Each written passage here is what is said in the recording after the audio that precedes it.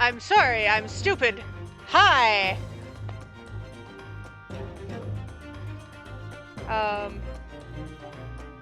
So, I forgot to plug in my mic again. I'm so smart.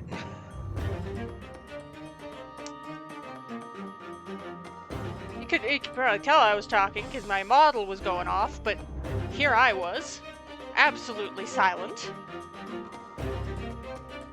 So smart.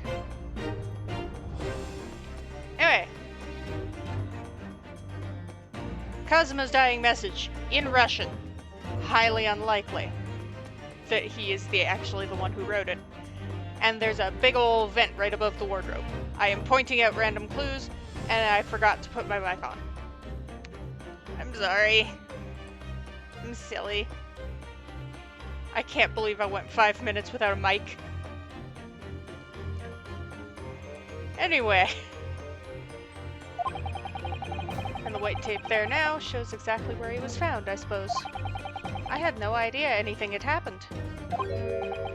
I must have been asleep in the wardrobe somehow. I wish it wasn't the case, but it's just very hard to believe. This is all very hard for me to believe. Very hard to believe for me, too. Trust me. Oh, I got a little check mark when I've asked about something. He really has been killed, hasn't he? This isn't just a bad dream? And these handcuffs. They think I did it? They think I'm Kazuma's killer? When they found him, the cabin was locked from the inside. That's why I say something about that big old vent. Big old air duct.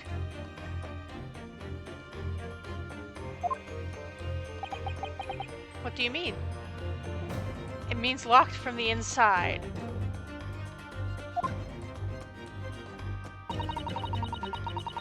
There's no access to the cabin via a porthole window, and the bolt on the door can't be operated from outside. In other words, after the crime, the culprit couldn't have escaped these four walls. Yeah, I don't know if that vent's big enough for a person.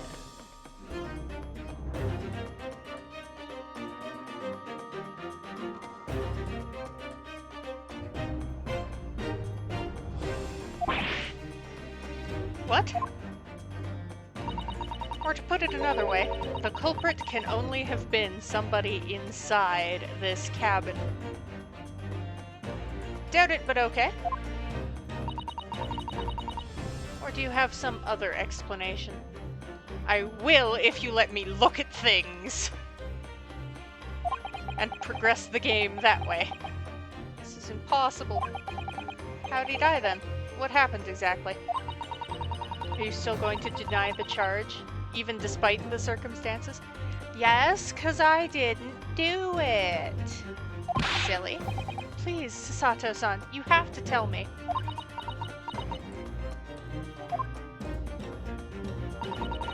The cause of death is still undetermined. Well, that's helpful. They don't know how he died? The ship's doctor is examining the body, but of course he has no post-mortem analysis experience. I don't suppose we shall learn more until an expert has been consulted at our next port of call. So presumably that means there were no obvious external signs of injury then? That's true, yes. Now I've told you everything I know, so it's my turn to...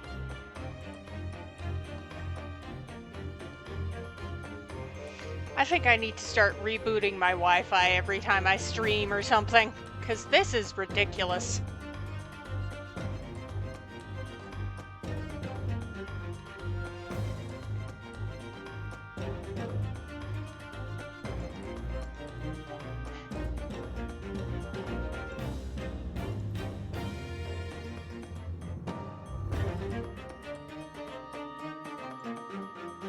Why are you even on board this ship, Naruhodo-san? You said something before about being a stowaway, didn't you? Oh, yes. I'm afraid that's true. It's 2 weeks since we left Japan now. I've been shut up in this cabin the entire time. I had no idea. But how could you have occupied Kazuma-sama's cabin for so long without him noticing? Now you see, that's the rub of it, isn't it? No, that would have been impossible, obviously. Yes, of course. Kazuma invited me.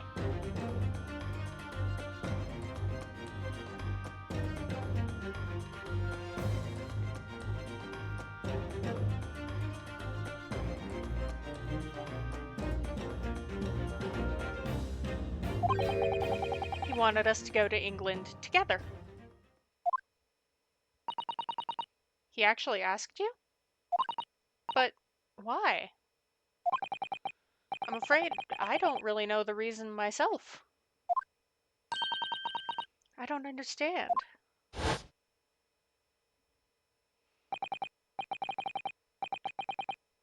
Kazuma, why do you want this? What's the real reason? Why go to such extreme lengths to smuggle me to England with you?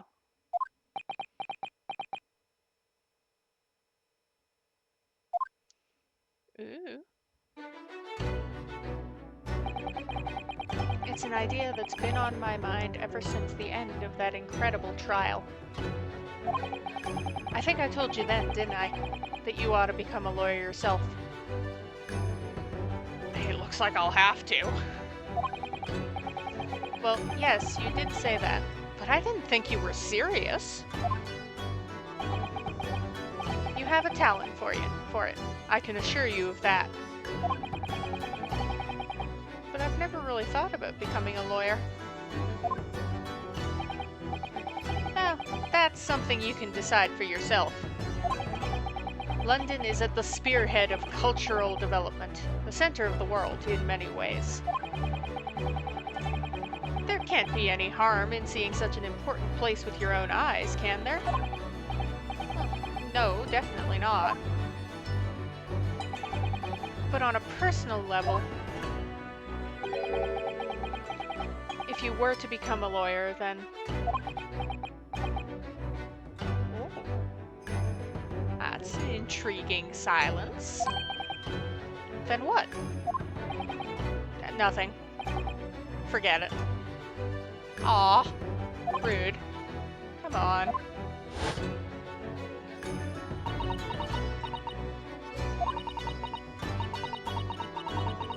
Kazuma-sama he was always saying the same thing. That he wanted to change the Japanese legal system. Perhaps he thought he could do that with you. Well, he can't now. Yes, maybe. But something's still bothering me. Is it the Russian? The Russian's bothering me.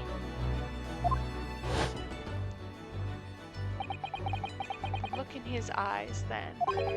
It was darker than I'd have ever seen it before. Oh, okay, something was bothering you about what he said. Sasato-san? I'm sorry that we kept it a secret from you. My stowing away on this ship, I mean. If I know Kazuma-sama, I expect he was trying to protect me. To avoid me becoming guilty by association.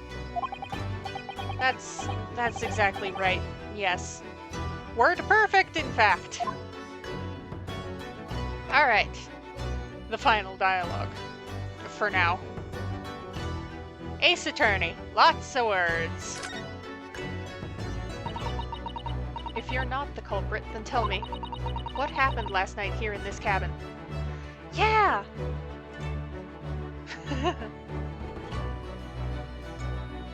There's a vent above the wall. I think that will have much to do with the case. Much like the Russian.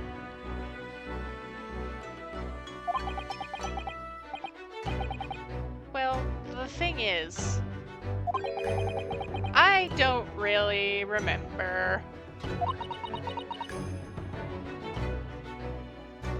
So I have a feeling there was some knockout gas involved, and possibly poison. Kazuma brought me something to eat, just like he always did. And then I got myself into that wardrobe over there, just like I always did. After that, I fell asleep. Well, yes. So deeply you didn't even stir when Kazuma-sama was killed? Well, yes. I know it sounds unbelievable. Really, I do. But it's the truth. If only I'd woken up, then perhaps I wouldn't be in this predicament. And for some reason, my head's still throbbing like anything. Really?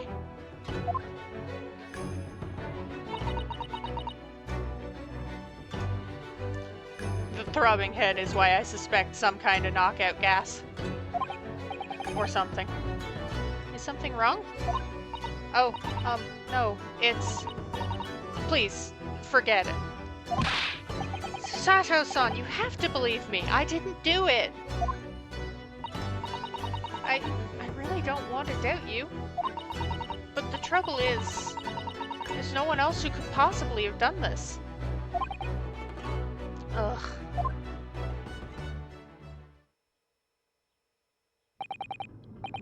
Kazuma, I don't understand. Why? Why did this have to happen? I can't take this.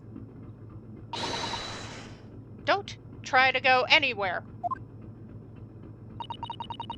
You're the perpetrator of this crime. You can't leave. I won't allow that to happen. I'm sorry. But Cosmo was killed right under my nose here, and I didn't do anything to stop it. And now I'm supposed to just sit around, my hands tied, while whoever did this walks free? No, I can't allow that to happen. Well, what do you propose to do then? I'm going to investigate. I'm going to find out exactly what happened here. I'm going to work out who took Cosmo's life and how and why they did it. So I'm sorry, but you're going to have to excuse me. Hey, yeah! Oh! She knows martial arts. Okay. Hello. What the? That was a Susata takedown. Susata what? What martial art form is that? I'm going to need you to prove it. Sorry? Prove it?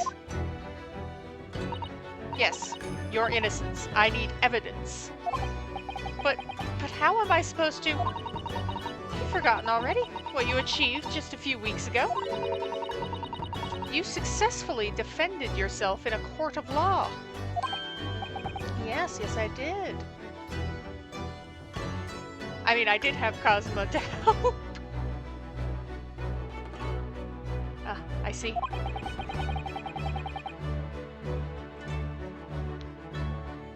She's expecting me to present some conclusive evidence. That I don't have because you're not letting me investigate the room. I have to get Susato-san to believe me. I'll show her some evidence right now.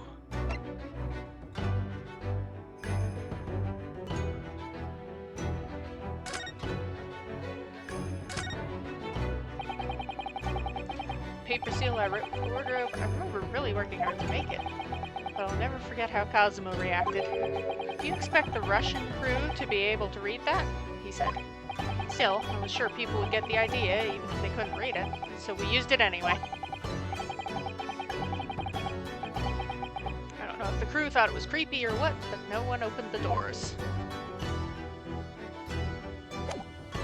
Alright. Yes! I was sealed in the wardrobe. Tell me, when I was discovered in the wardrobe before, Was this piece of paper stuck over the doors? Oh, yes, it was. I remember clearly. I thought so. Kazuma always put it in place whenever I went to sleep in there. Just in case the cabin steward or another crew member decided to look inside. So naturally, he did the same last night as well. Could I have killed him from inside a wardrobe? Yes, of course. The gentleman who discovered you peeled that sign from the wardrobe doors before he opened them. But if I were truly the culprit, I couldn't have climbed back inside the wardrobe and stuck this on the outside of the doors on my own. There's your locked room mystery. Yes, that's quite true. In other words, it's impossible that I killed Kazuma.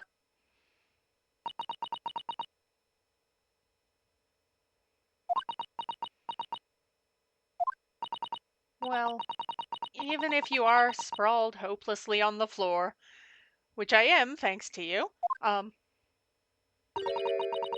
can see why Kazuma-sama thought so highly of you. Thank you, Susato-san. Now, do you think perhaps you could help me up? I can't do it myself. I am cuffed.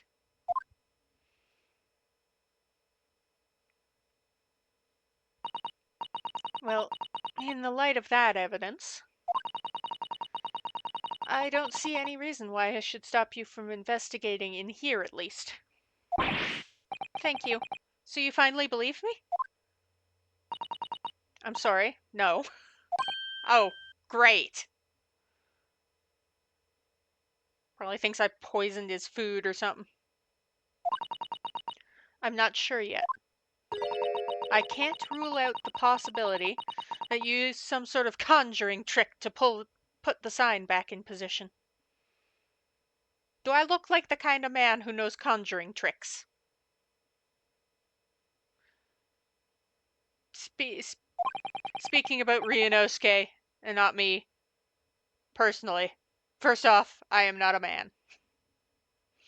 Does she think I am a magician? For now, I suggest you investigate as thoroughly as possible in here. I'll do the same. Let's get to work! Please don't misunderstand me. I still have my doubts. Oh. I shall be watching you to make sure you do nothing that might disturb the crime scene.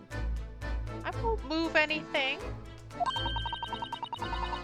I wouldn't want you using your conjuring tricks to destroy evidence, for example. What conjuring tricks? Right. Well, anyway. Should make a start on investigating in here. Examine everything I can. Kazuma, I swear, I will avenge your death.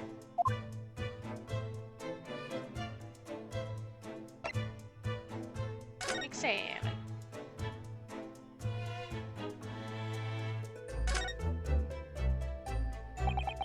These are the rules of passage for travel aboard the SS Burya. It's essentially a list of requests from the captain to all passengers on board. Passengers must not keep dangerous weapons or other dangerous... his sword. The captain was annoyed with him. Pets are also strictly forbidden. Oh, did they think I was a pet?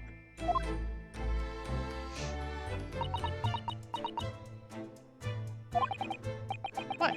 Why are you staring at me? Are you calling me a pet? Oh, sorry, I was just thinking. Are you more of a dangerous object or a pet?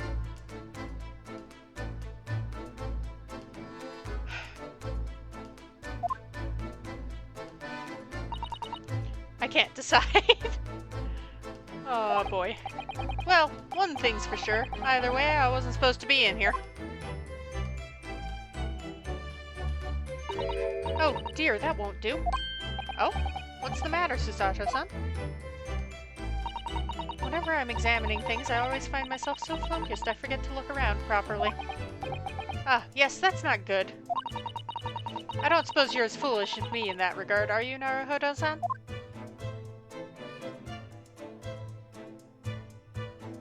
Oh. Sure, you're careful to look all around using the D-pad, aren't you? Let's investigate all corners of this cabin.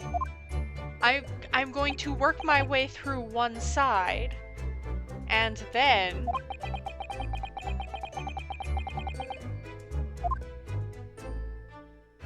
Like, I understand, I appreciate the tutorial, but I'm going to work my way through one side, and then move to the other one. That's my dinner from last night, a roast chicken. It was really tasty. It's very delicious, wasn't it? But did you eat it on the floor? I'm not a dog, Susato-san. I ate it at the table. Which begs the question of when and how the plate ended up on the floor. But Kazuma-sama didn't like chicken at all, did he? No, that's right. So he didn't touch it. Which meant all the more for me. Oh no, does that mean poor Kazuma-sama spent his last night on this earth with an empty belly? It's just too horrible. Now I suddenly have a guilty conscience and an achy stomach. Anyway, I have investigated the chicken. Kazuma's sword. He never went anywhere without it. He was always saying that a Japanese man's katana is his soul. I believe he had to work very hard to convince the government to allow him to bring it on this trip. I suppose that shows just how important it was to him. And now he's gone, but I'm not ready to let his spirit go just yet. Oh.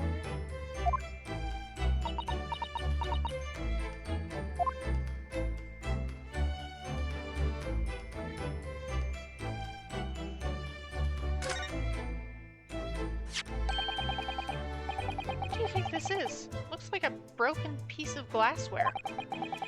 Whatever the thing was, it appears to have broken clean in two. I bet if we find the other half of it, we will find someone who did something naughty. Glass is such a beautiful color. Looks like a cute little Netsuke fastener from a kimono outfit. Not sure that sounds like Kazuma. He wouldn't have secretly carried a cute little trinket like this around with him, would he? And the mark beside it. What is it, I wonder? It has sort of a brick-like hue. Yes, you're right. It's the color of brick, isn't it? Even though I don't see anything of the same color anywhere else in the cabin.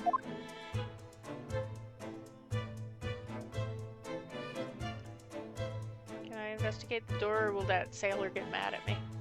Anyway. The table. There's nothing on this table at all.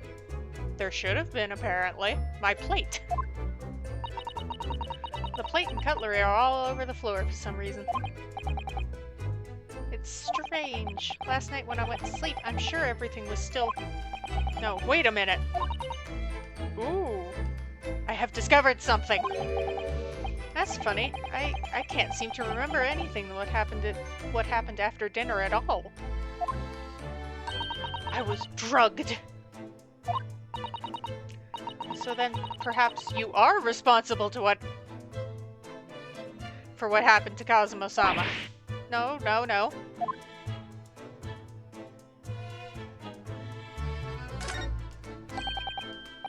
Seigi. The Japanese word for justice. The brushstrokes are straight and true, just like Kazuma. His calligraphy always was a reflection of his heart. Yet can you really look at those characters without feeling shame, knowing who drew them so thoughtfully? Of course I can. I mean, I'm innocent, so why shouldn't I be able to? Even though you stowed away on this ship? Now you're gonna bring that up, are you? I can't win. Alright, now I'm going to investigate the door. When I went for help and the crewman forced the door open, this bolt had been firmly closed. It's quite a small bolt, not particularly sturdy, and it just slides across to secure the door shut. But still, if the door bolted, there would be no way to get in or out of the cabin, that's for sure. It's no wonder everyone suspects me.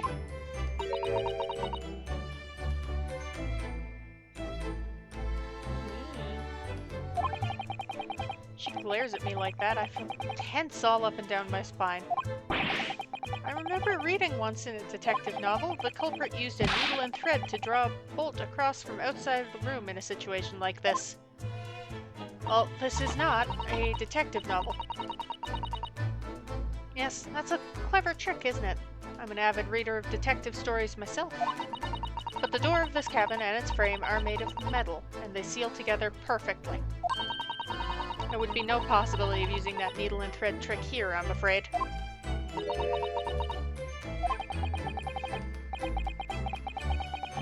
When she glares at me like that, I feel pins and needles up and down my spine.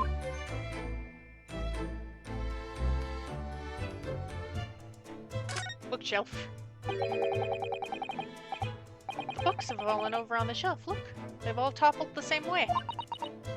What's this? A statue of some god of the sea? Although, he's fallen over as well.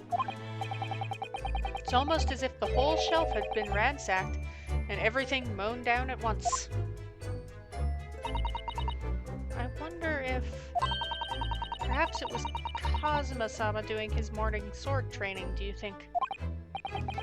Seriously doubt it. Then perhaps... it was you, Naruhodo-san, in a fit of rage. I wouldn't have bothered leaving the wardrobe just to mess up a few books and a statue. The way these things have been thrown about have anything to do with the case, I wonder.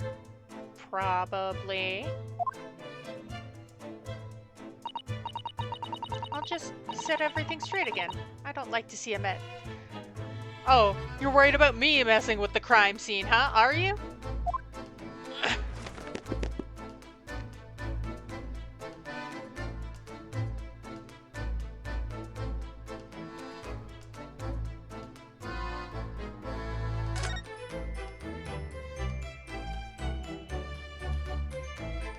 Kazuma's things. It's a very large traveling case, isn't it? Yes, it carries a lot of memories for me.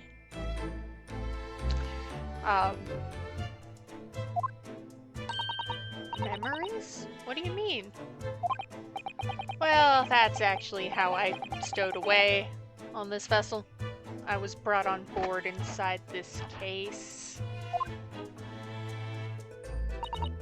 Ah, yes, I see it says "this way up" in Japanese. Which, in hindsight, I should have realized the foreign crewmen wouldn't have been able to read. I was turned over and over and over, and then I was tossed onto the floor in here. Oh dear, being a stowaway isn't as romantic as it sounds. Well, it was less painful than a Susato takedown.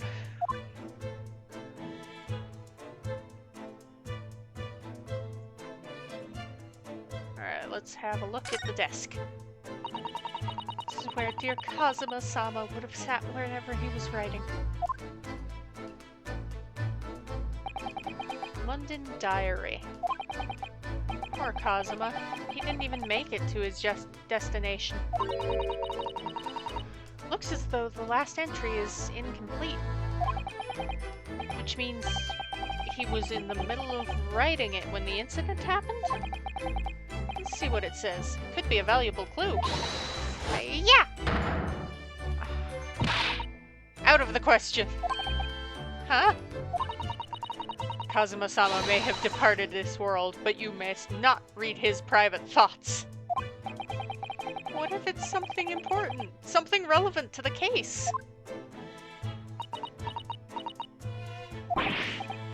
Alright, I won't read it.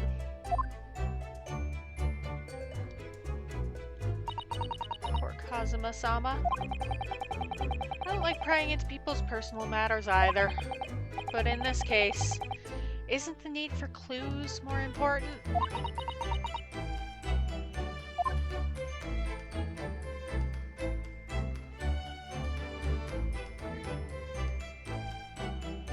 Alright, I will investigate this. Did Kazuma write that before he died? It looks like it's written in ink. He must have knocked the ink pot from the desk when he collapsed on the floor. Then I suppose he wrote this message by dipping his finger in the spillage. I don't think he wrote it. Poor Kazuma-sama. No doubt he was in terrible pain. It's almost unbearable to imagine it. Out of curiosity. One second. I'm going to see.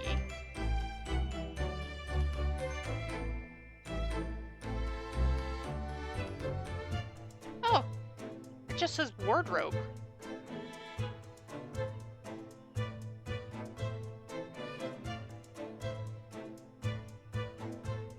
Yes, I did pull out the Google Translate.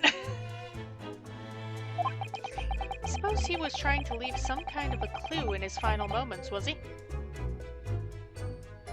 I don't think Kazuma spoke Russian. But how would the Russian guy have known I was in the wardrobe? I'm sorry, partner, but I can't read your writing. I don't think that's Japanese, Naruhodo-san. What?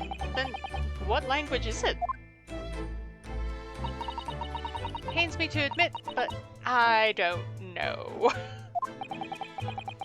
It's not a foreign script I'm familiar with. What does it mean, I wonder? It's Russian and it means wardrobe. Because I think you were being framed.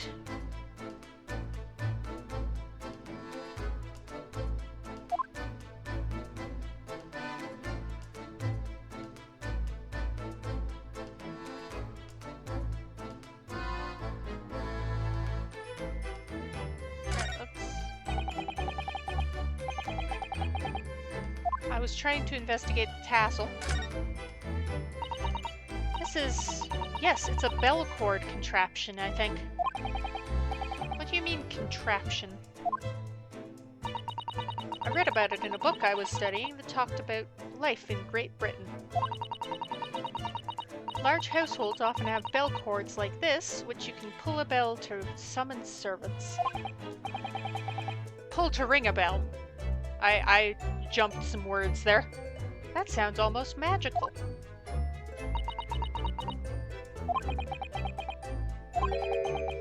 Shall we give it a little try? No. Stop that. In the interest of cultural research, obviously. The Paria. Gosh.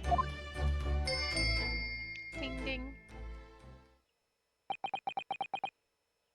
It did in fact ring a bell. So. Now what?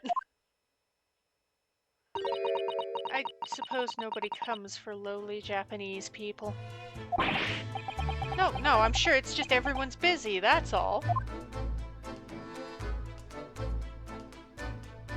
Alright, the wardrobe I was hiding in.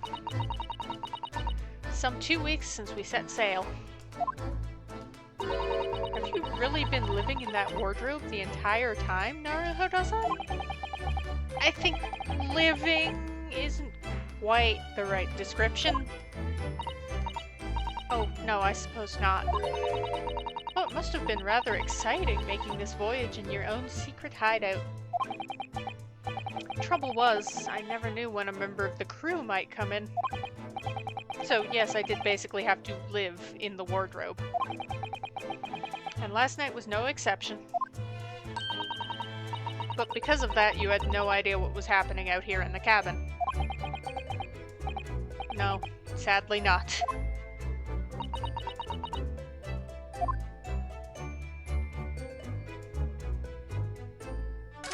Alright, this is the last thing. I think that's some kind of opening for a ventilator. A hole through which fresh air can circulate into the cabin. Isn't that a little odd? What do you mean? Well, this ventilator, if that's what it is, looks like it must connect to the next door cabin. Yes, it would appear to. You're right. But its purpose is to allow fresh air into the room. Surely it should be connected to the outside. That's true. Perhaps it's so that rain and spray don't find their way in when the seas are rough. Or something like that. I suppose maybe that's it. Whoa! Hi! Who's that? He wasn't there a minute ago. As far as I can tell, it looks like he might be European. Okay.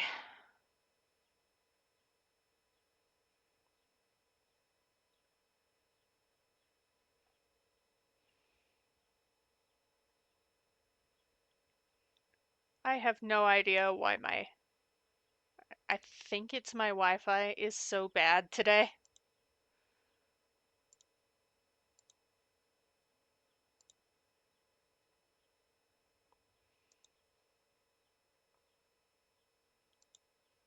At least this is a slightly better game for it to happen than Persona Strikers. Because that's like action, action, action, action. I can't just stop. Anyway, do you really not know who that is? Well, no, I don't have any foreign friends or acquaintances at all.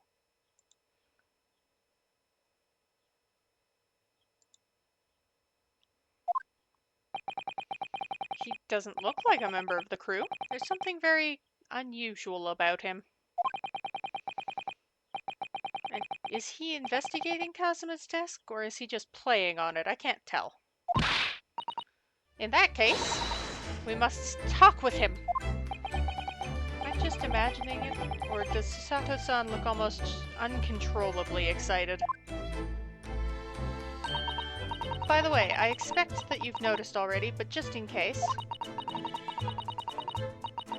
you can talk with people.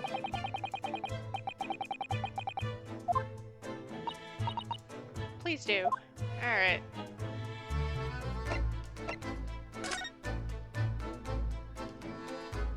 Hello, what you doing? Excuse me.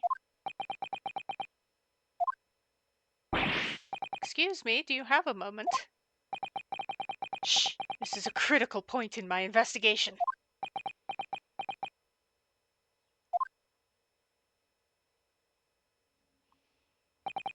Maybe I should leave him alone. He seems a little unfriendly. Perhaps that would be for the best. Greetings! I hope... Ah!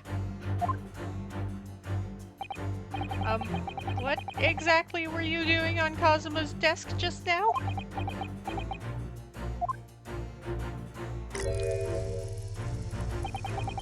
Ah, I see. Fascinating. Sorry, what do you see? Feels like he's looking right through me. Oh yes, everything is clear now. The train of reasoning has run its course. My deductions have crystallized. You have been in Afghanistan, I perceive. Just recently returned, if I'm... Are you okay? Are you okay?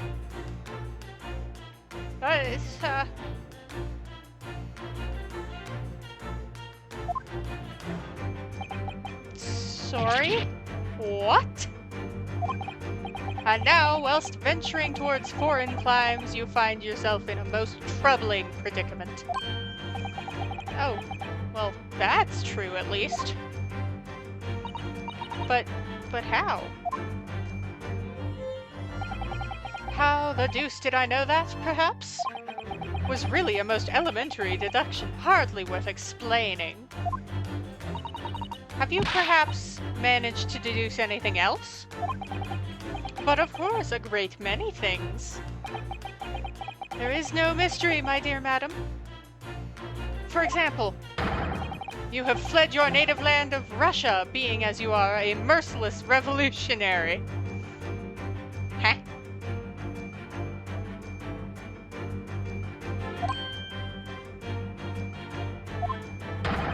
You leave 16 victims of assassination in your wake, and now travel to England to blow up the Crystal Tower. Heh? And when the beribboned occupant of this very cabin discovered your identity, you ended his life too. Okay, so you've deduced the actual culprit, or at least you assume you've deduced the actual culprit, but you're pointing to the wrong guy. Yes, I believe that summarizes the facts beautifully. Except you've got the wrong guy. Do you want another trampoline so you can jump to more conclusions? No need to hide the truth now. Nothing deceives these eyes.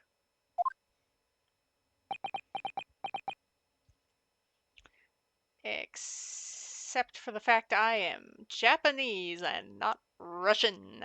And you are jumping to conclusions. Just to be clear, you're talking about me, are you? I'm taking a sip of beverage.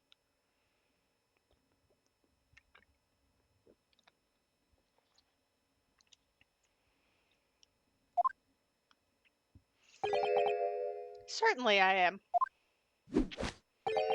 Do you see another in this cabin who fits the bill? A Russian assassin with 16 victims to his name? I am a Japanese law student with absolutely 0 victims to my name, so... I don't even see one person who fits the bill. So it's true. It was you who did this to... Do I look like a Russian assassin? What? And you're plotting a revolution, too? It's a shameful behavior, Naruhodo-san. Absolutely wicked. Listen, there is no way I'll Girl. Now explain yourself. Tell me everything. I will tell you that Mr. Detective there has the wrong guy. He is jumping to conclusions. This is ridiculous.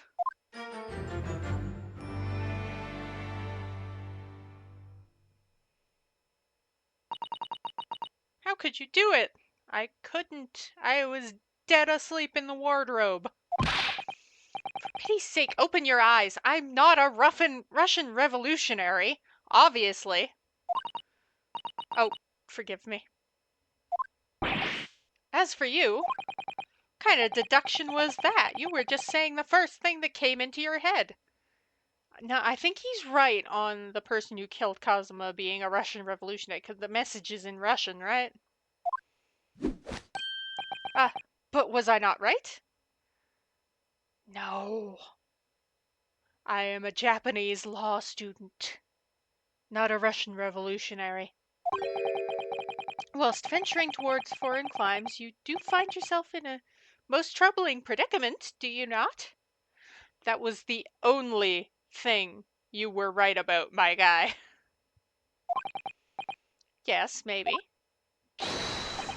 There you have it, you see? What do you make of that, Well, to be honest, this ship is en route to England, and I'm in handcuffs at the scene of a murder. So, I'm not really sure you could call it a deduction, it's more plain observation. Indeed, an observation, my dear boy, is the basis of all deduction. I deduce you're a crackpot. My method is founded upon the observation of trifles, you see. I announce my findings with a brassy certitude. And more often than not, I'm right. Huh. I don't think you introduced yourself. Ah, my apologies. How remiss of me. I am none other than the greatest detective of the century, known to men and women the world over. The inimitable Sherlock Sholmes. So, it's really you? The actual Sherlock Sholmes? Gasp. The very same. The inimitable, actual Sherlock Sholmes. Do you know this man, Sasato-san? Because I sure don't. The most famous detective in the world? Naruhodo-san, of course I do. There's nobody who hasn't heard of him. I haven't heard of him.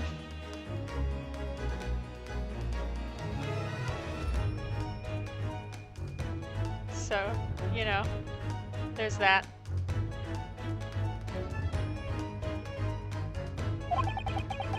What planet have I been living on then? I haven't heard of him.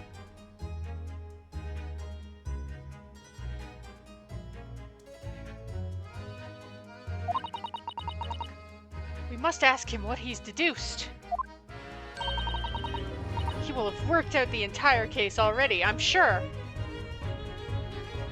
Well, given that he called me a Russian revolutionary... Really? Why do I feel uneasy about this?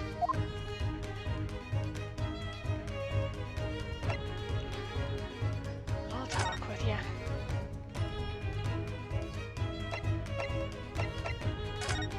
May as well go down the list.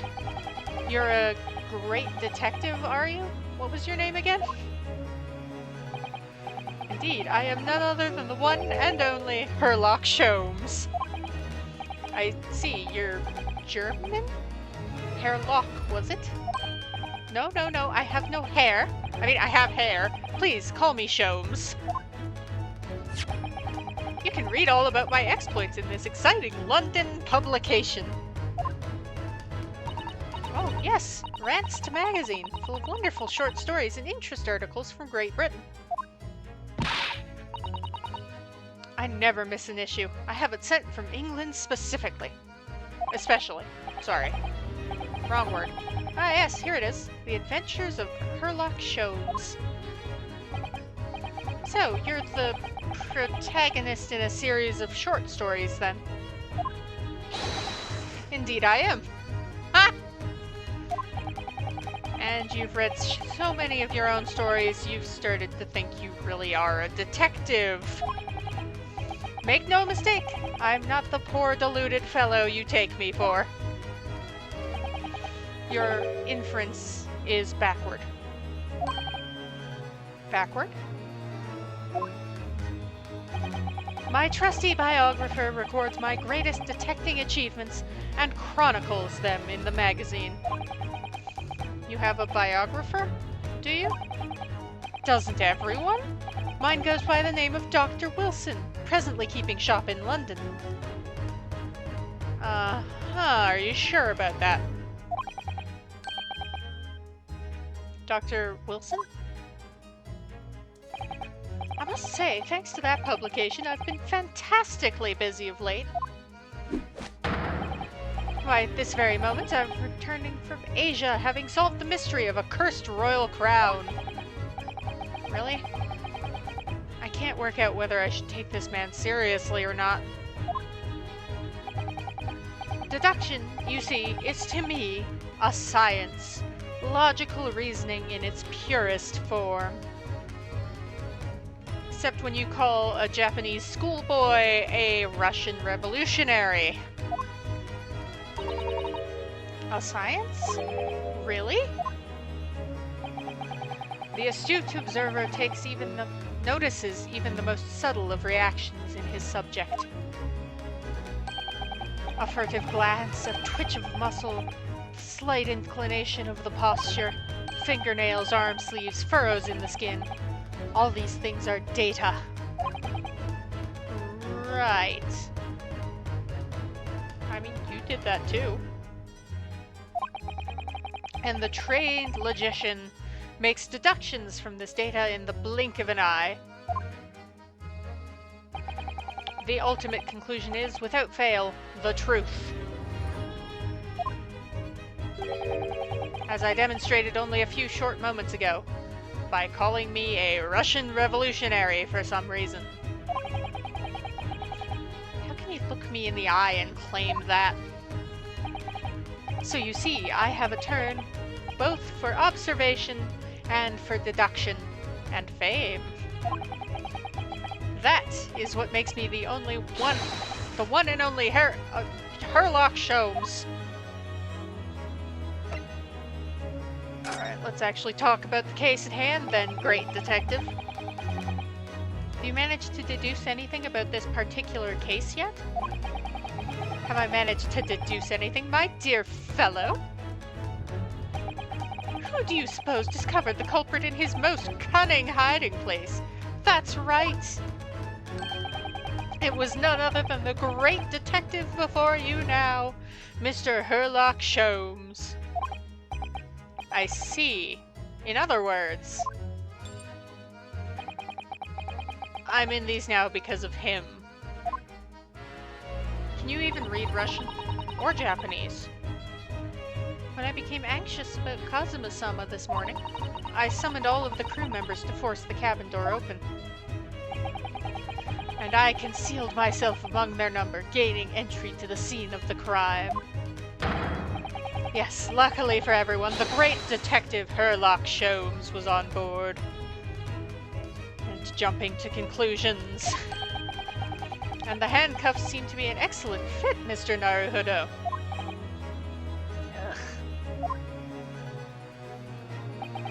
The very moment I laid eyes on the scene, two facts were immediately apparent to me. Really? Two facts, you say?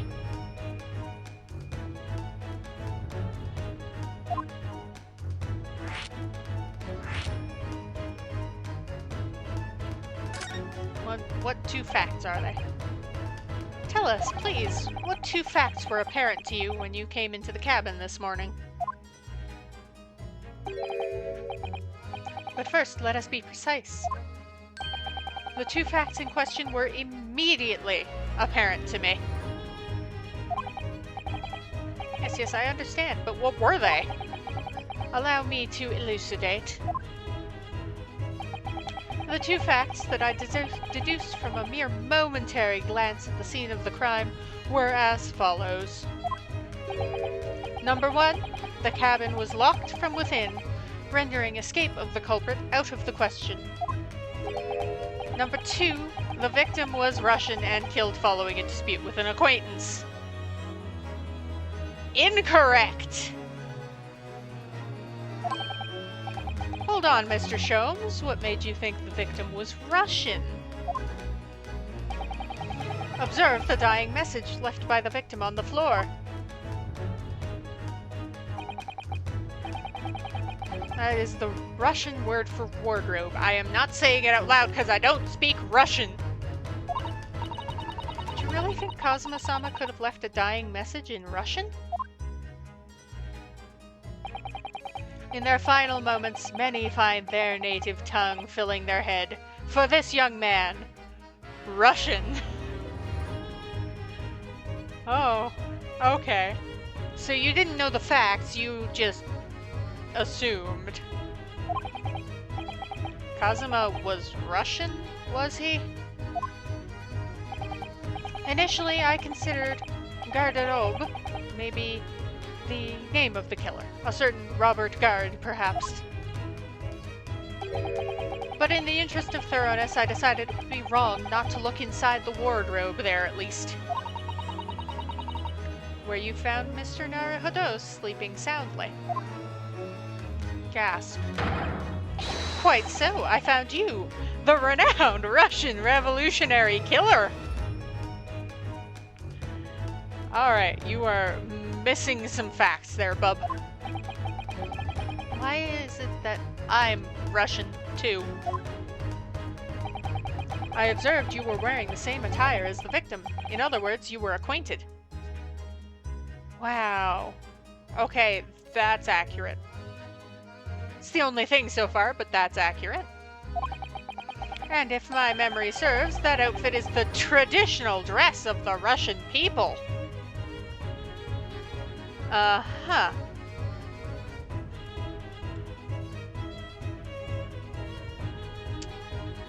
Your memory does not serve you very well. Our school uniforms are the traditional dress of the Russian people? I had no idea. And I had no idea a detective could get something so wrong. I took a photograph of the victim and the message that I might analyze it for possible hidden details.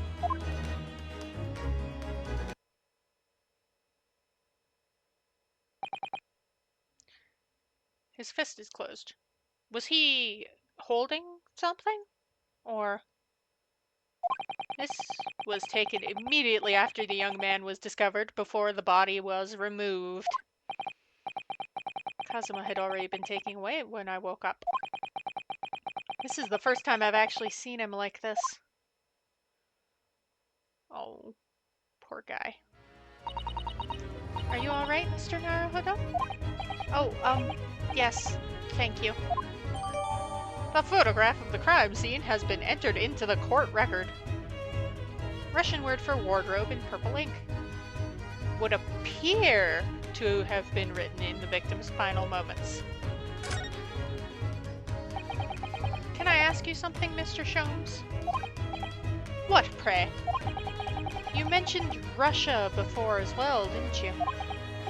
You know, when you said I was a fearsome revolutionary fleeing from Russia and all of that. Ah, yes, the train of reasoning that led me to the truth. Alright, if you think there's truth there, would you mind explaining that train of reasoning to me, do you think? Certainly, if it interests you. I am not saying the Russian. I do not speak Russian. I am not speaking the Russian. How many times? I'm not Russian and I don't speak Russian!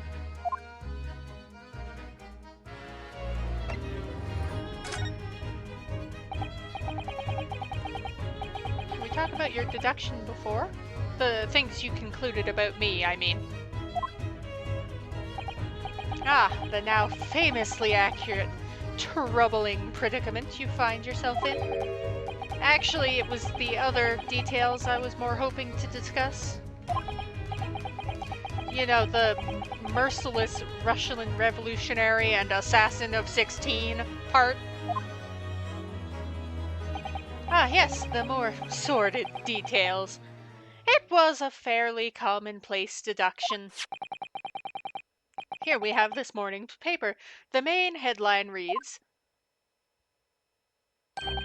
Revolutionary Villain Bolshevik flees Russia via Shanghai. Do I look like that guy to you? Do I look like... Oh my gosh, he's called Villain. I just realized that. This vessel made a port call at Shanghai yesterday, and last night the young Russian was murdered. He wasn't Russian. Since when was Kazuma Russian? Sounds like Mr. Sholmes has concluded he was Russian because of what Kazuma-sama wrote on the floor. I don't think he was the one who wrote that. It was a simple act of reasoning to realize the culprit of this crime was the same merciless revolutionary. One who would kill the very man who helped him to escape after his true identity was discovered. Yes, you, villain Bolshevik. No. How could it be me? I don't look anything like this man. Just look at his face. Well, you are a fearsome revolutionary after all. Therefore, you have no doubt learned to revolutionize your appearance as well. Okay. Prove it. Please. And, I might add, your name does not appear on the ship's passenger list. Need I say more? That's because I'm a stowaway, not a Russian revolutionary. What about the other details? The 16 victims of assassination and blowing up the Crystal Tower? Ah yes, the journalist clearly interviewed the man and printed all those particulars in the article. How the frick? How did a journalist interview a revolutionary that was fleeing the country? The deeds the man has perpetrated thus far and those he is plotting. Yes, everything about this revolutionary Bolshevik was included. There can be no mistake. There can be the mistake of I am Japanese, you dingus! Do revolutionaries usually agree to interviews with newspaper reporters, I wonder? What about the part where you said I was just returning from Afghanistan? Also, quite clearly stated here in the article. Bolshevik is recently returned after a period of subversive activities in a war-torn region of Afghanistan. Too many words. Afghanistan. Where even is it anyway? This Afghanistan place. Here, take the paper for yourself. It's a little memento of this great deduction. Oh, thanks? I've absorbed all that is of interest to me within its pages, but I see no rubbish bin nearby. Oh, good. I'm a rubbish bin now. And you may find the article on the back page of interest as well. On the back? Cast your eye over it sometime if the interest takes you, though you may need someone to interpret.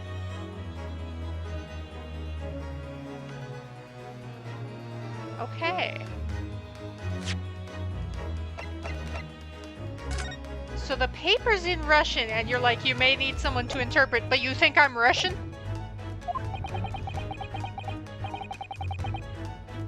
It's all written in Russian. I couldn't hope to read it. I suppose it wouldn't hurt just to glance at the article. Maybe there might be a picture or two.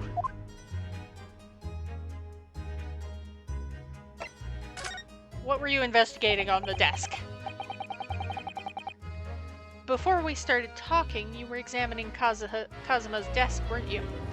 I'm sorry. It's just, I'm used to Kazuha and not Kazuma. I'm sorry. Kazuma? Ah, yes, the victim. Did you notice anything useful? Anything at all? Observe, for a moment, the desktop of the victim. We see the victim was engaged in penning some text. London Diary. Kazuma was keeping notes of the trip. Ah, but I don't think you should read his private writings. It could upset people. Tragic. And something you ought to perhaps elucidate before the act of reading. My guy, you just like spawned in. You mean you've read it already? It is my business to know what other people do not. Yes, believe it or not, I know a smattering of Japanese.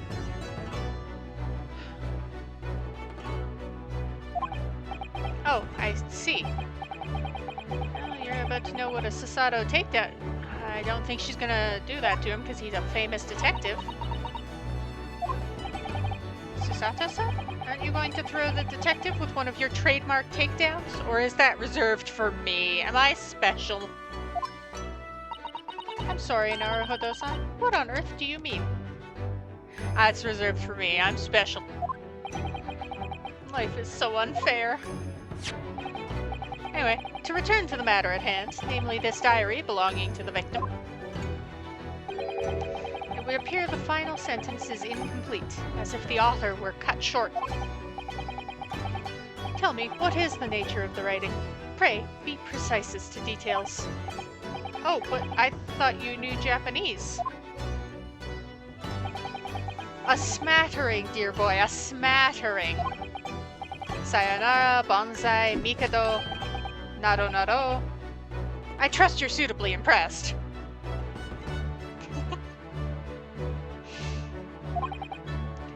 Uh-huh. But this diary is littered with complicated-looking characters, of which I can read precisely none.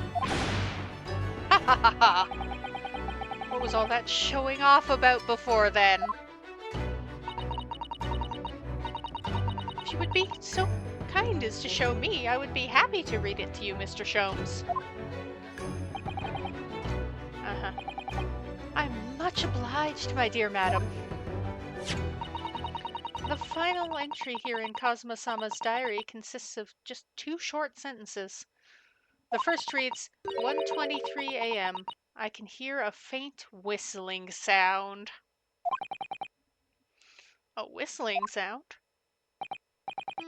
These are very deep waters. Pray, go on. The second sentence reads, 1:35 a.m. What looks like some sort of speckled band is dangling from the ventilator grill.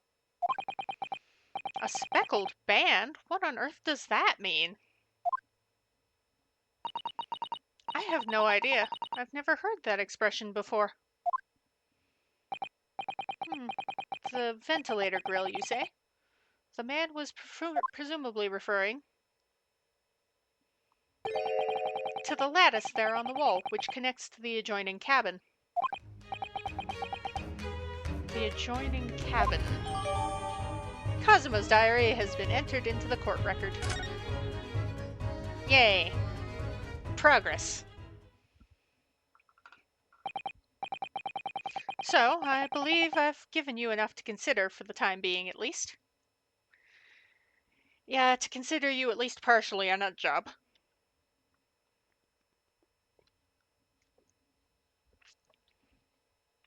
Only partially, though.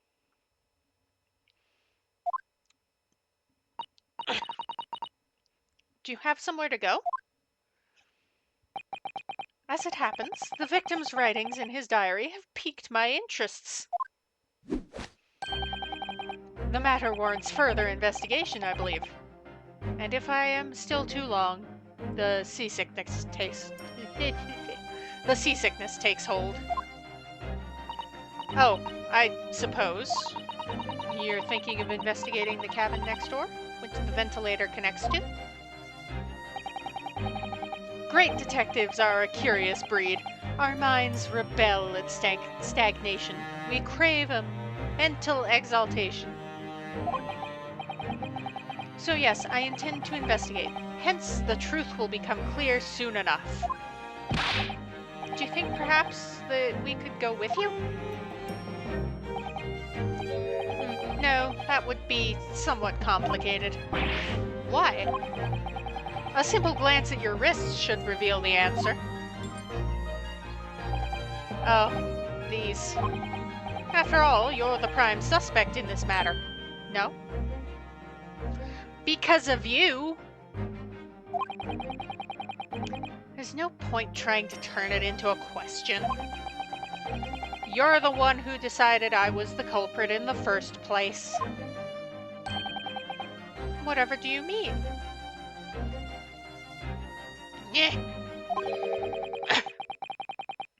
I have no recollection of naming you as the culprit at any point. Sato, smack him for me, please.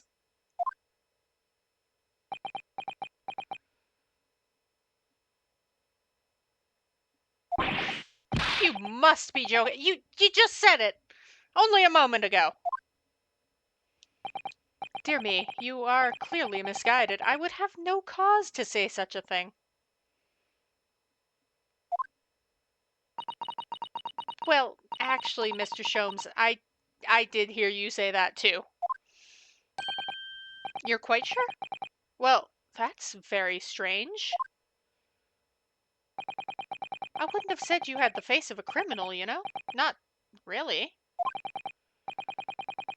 Were you looking at my knees before? Some great detective you are. Well, anyway, that was then and this is now. What do you mean? What I mean, sir, is this. If you are the culprit, you must play the part more convincingly. Roll over and accept your fate.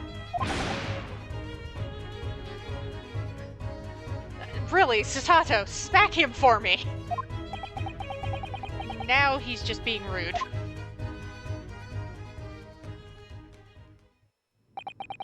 And off he goes, having just laughed in my face. His sense of humor is as twisted as his name. Naruhodo-san, what are you just standing there for? We must go and investigate the cabin next door as well. Aren't you forgetting something? What about these? Oh. Oh, okay.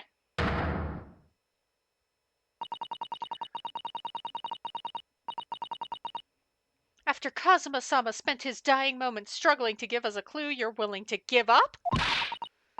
You're just gonna roll over and accept your fate?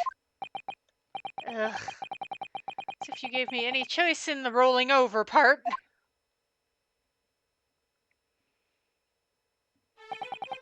I think we still have some investigation to finish off in here first, don't we?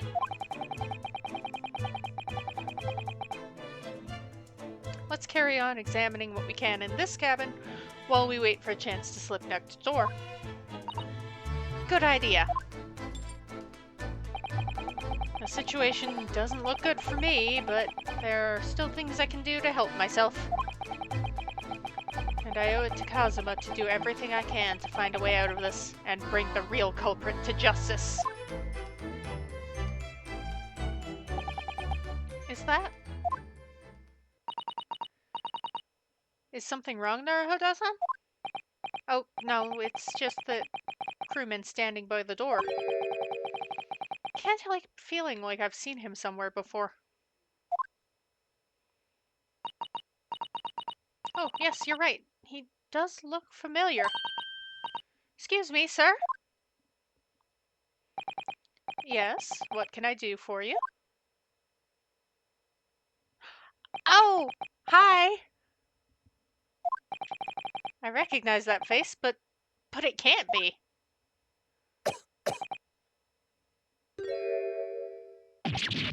It is! I didn't know you were here, Inspector Hosonaga.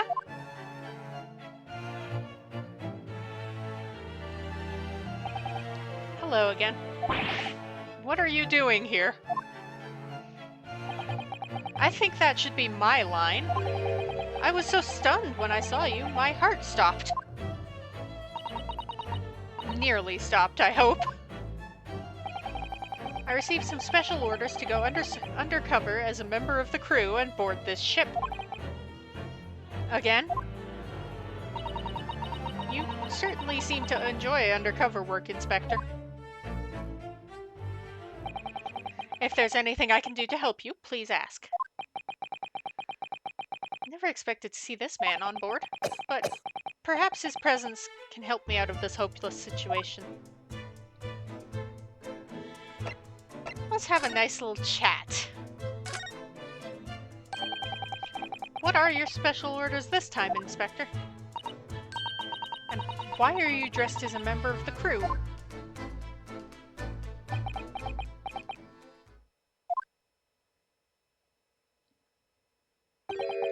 I'm so sorry. This is all my fault. I take full responsibility. For what? My orders were, To act as Asogi-san's bodyguard. Oh, snap.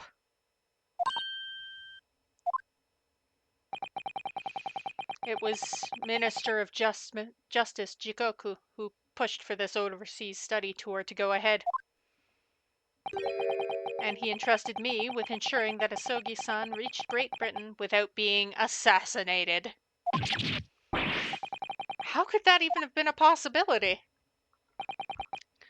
I'm not sure. But these are complicated times. There are tensions between the world's greatest powers. Minister Jigoku said we should be prepared for all eventualities. This is incredible. I don't believe it. Kazuma-sama was assassinated? Obviously, we couldn't give Asogi-san a visible security escort. Which is why I'm undercover now, posing as one of the crew. I see. And I didn't take my eyes off him the entire time we've been on board, from morning until night, every day. But I never imagined it would happen here, inside his own cabin. Not here on the first-class deck.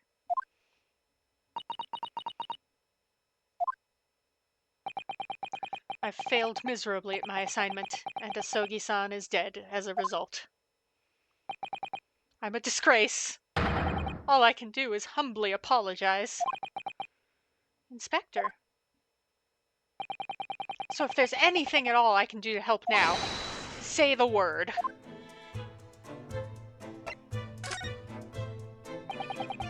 We're doing what we can to investigate Kazuma's death ourselves. I thought you might be. You didn't do it, did you? You're not the killer? Of course not! We'd really like to investigate the cabin next door. Yes, so we need to be allowed out of this cabin. I'm sorry. What? You've been deemed a risk to the ship's safety. If you move to even touch the handle of the cabin door, that stormy-looking seaman there would surely snap your neck in two. I suppose I'm not just a stowaway now. They think I'm a murderer as well. Would it be possible to give me something to work with, do you think? I'm going to need something persuasive. What do you mean?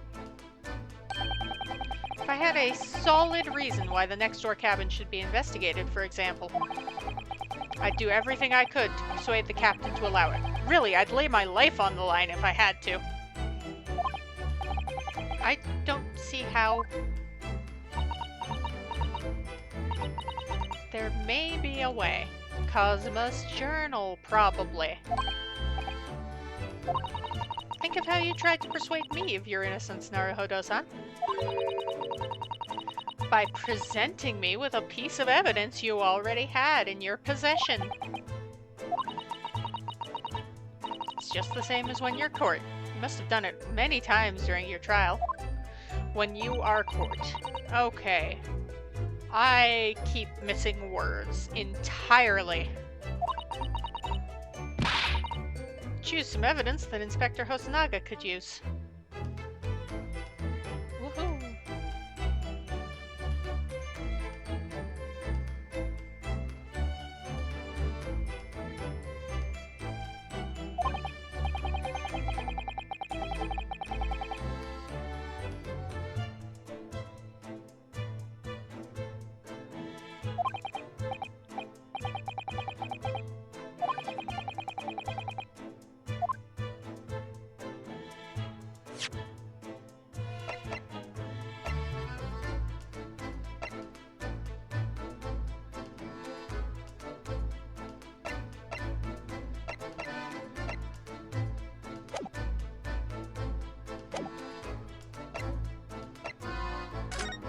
Present the diary.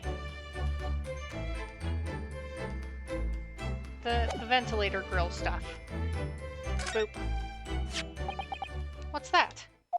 It's Kazuma's diary. Just before he died, Kazuma-sama wrote something rather strange in his diary. Strange? In what way? He wrote, "What looks like some kind of speckled band is dangling from the ventilator grill." A speckled band? That is strange. We're still trying to work out what he meant by that, but what I'd like to know is... Don't tell me. The ventilator, is it? You're very astute, Inspector. The ventilator clearly joins to the next door cabin. That's right, so if we can investigate in there, we might be able to work out what the speckled band was. Alright then. I can't leave this cabin at the moment. I'm stuck here until we arrive at the next port. The captain has given me strict orders to guard the scene of the crime, you see. I'll have to entrust the investigation to you. Really? You're willing to do that? Yes, as long as you don't leave the first-class cabin area. I'm afraid I can't remove those handcuffs, though. What about the captain? Aren't you going against his direct orders?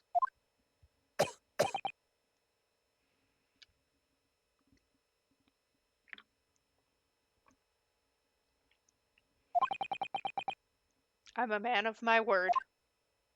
And I promise you I'll lay my life on the line if that's what it takes to convince the captain. After all, I failed to keep Asogi-san safe. This is the least I could do. Thank you. Seize the moment then, Naruhodo-san. Select move and we can leave. Alright.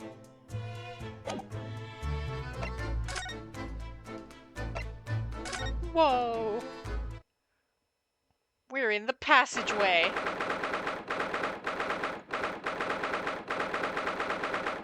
SS Buria, first-class cabin passageway. Finally out of that cabin. I have to admit, this isn't quite what I was expecting. Less spacious out here than I thought it would be. And this is the most luxurious accommodation. Yes, indeed. Kazuma-sama was being sent on the study tour by the government. That's why he was being put up in a first-class cabin. Even still, this is about twice as large as my accommodation in steerage. That must be awful. Oh, look over there. That's another crewman keeping watch. He looks enormous, even if he is sitting down. Door next to him leads to the second-class accommodation. I suppose he's making sure no one comes in here who shouldn't. I suppose. Like people in handcuffs. Naruhodo-san, you look like a little boy visiting a toy shop for the first time. Would have thought you'd be used to the ship by now. We've been at sea for 2 weeks already. Yes, I know, but the thing is... I was inside Kazuma's trunk when I first came aboard. And ever since then I've been shut up inside that little wardrobe. Must have been a very trying time for you. Please, don't give me that pitying look.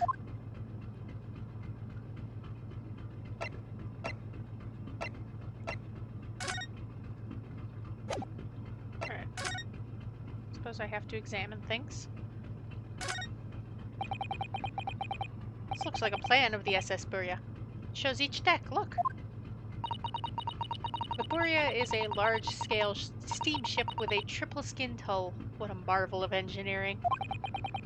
It's been playing on my mind for a while now, actually, but how is it that such a huge lump of metal doesn't just sink to the bottom of the ocean? Science, buoyancy. Really quite simple, Naruhodo-san. It is. Consider the Japanese archipelago. The islands of Japan? Yes, they're not metal, but they're enormous lumps of earth, many, many times larger than this ship. And they don't sink, do they? They've been floating happily on the sea since the gods created them. Well, I suppose so.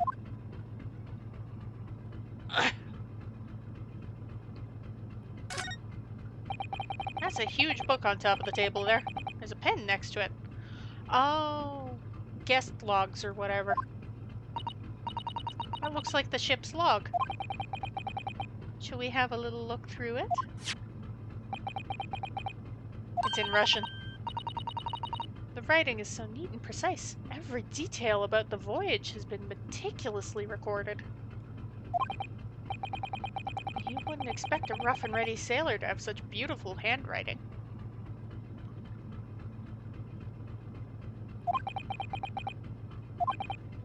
And nothing. No reaction at all. I thought he might appreciate the compliment. I'm not sure that rough and ready is much of a compliment, Naruhodo-san. Even to a sailor. Hey, last night's log is mostly blank. Presumably that means there was nothing to report. Well, if there was nothing to report, they would have written nothing to report. Probably. Whee! It's an alarm. It's a very pleasing shape, isn't it? That's the emergency alarm. Probably best not to touch it. Oh, an alarm. It says, press only in times of emergency. Looks as though it sets alarm bells ringing all over the ship and brings the vessel to a complete stop. Don't! But it's an emergency situation. Just look at these handcuffs. You know full well that's not what the alarm is for. If you were to bring this vessel to a standstill for no good reason, you'd be in an even worse situation.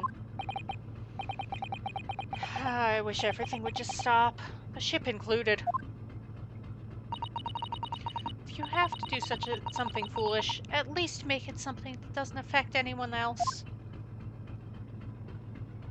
Yes, ma'am. Ah, a trap for catching mice. We have plenty of those back home in Japan. Although they seem to be using a lump of chalk or something as bait. You see. Yes, I think that's what's called cheese. It's made from the milk of cows. Cheese? I wonder what that is. Don't. You are not a mouse. Don't steal the cheese. You can't eat it, Naruhodo-san. The trap will snap shut on your fingers. Really? But... I suppose you're right. You weren't actually going to try it, were you? All I've had to eat for the past couple of weeks is Kazuma's leftovers. You don't know how hungry I've been in that wardrobe. Poor you. I'll find a little snack for you later.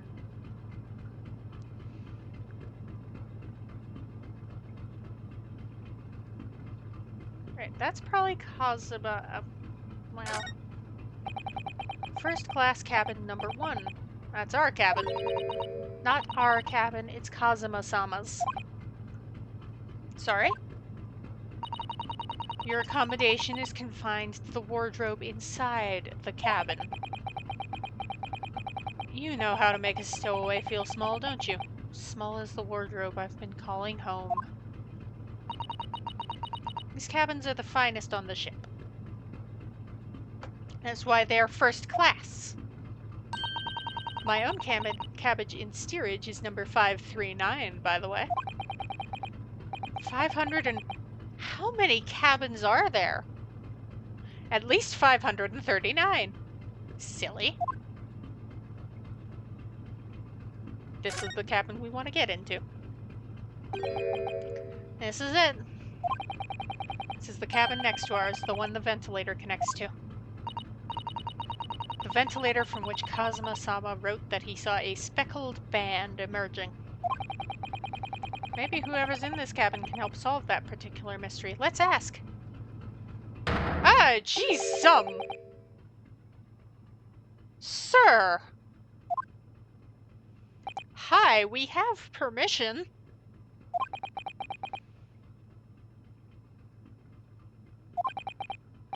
Excuse me, we, need to get inside this cabin here.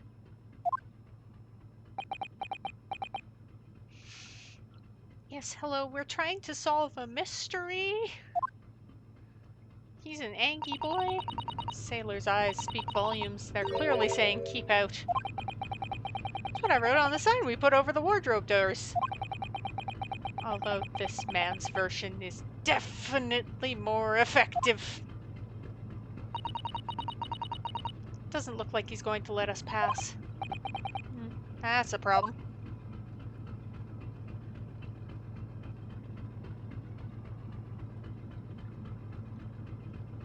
Alright, let's see if there's anything I can investigate that I haven't already.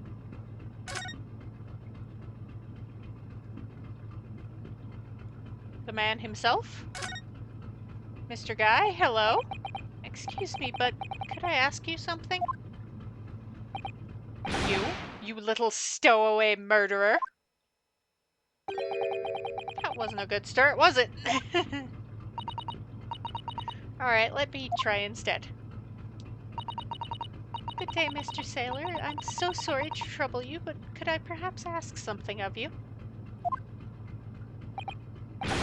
You little third-class lady's maid? Oh, wow.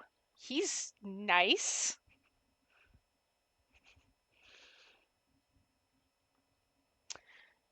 He's so polite. Oh. We seem to have caught this sailor on a bad day, Susato-san. I am not Sailor. My mother gave me name. I am senior crewman Biff Stroganoff.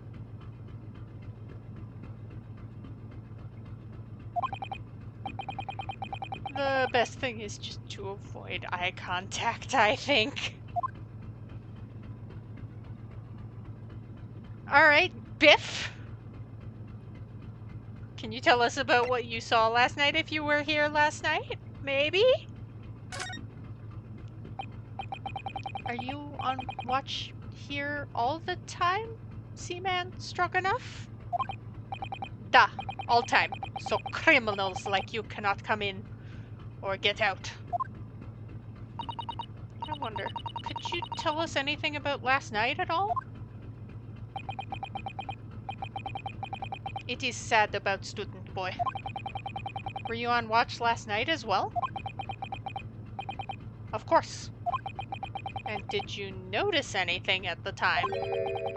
Anything unusual? Niet! Okay, that is the only Russian I am going to say. Because I recognize that Russian. Okay? Okay. That is the only Russian I am going to say this entire playthrough. Susato-san, did you understand that? It was clearly a no. I saw nothing unusual. Nothing at all. You didn't hear any strange noises? Or sense anything wrong in some way?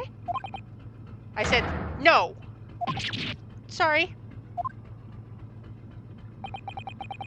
I'm not so sure. I could have sworn that he wouldn't catch my eye for a moment there.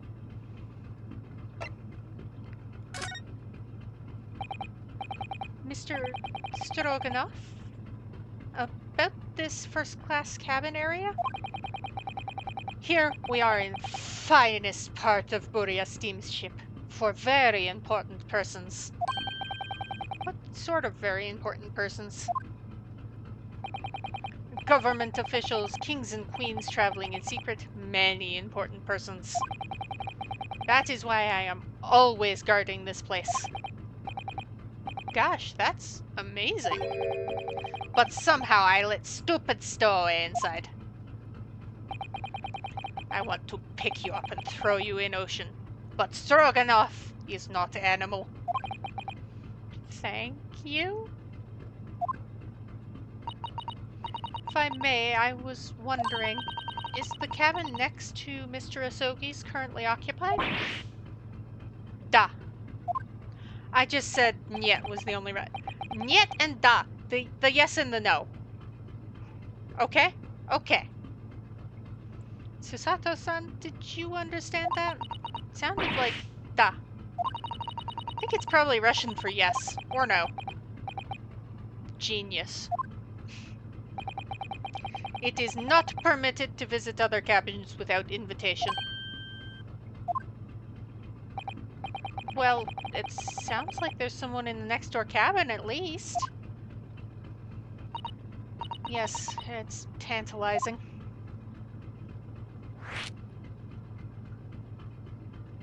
Can we ask about them? Could you tell us who's traveling in the cabin next to Mr. Asogi's? His name is Mr. Grimsby Roylott. He is very important Western gentleman.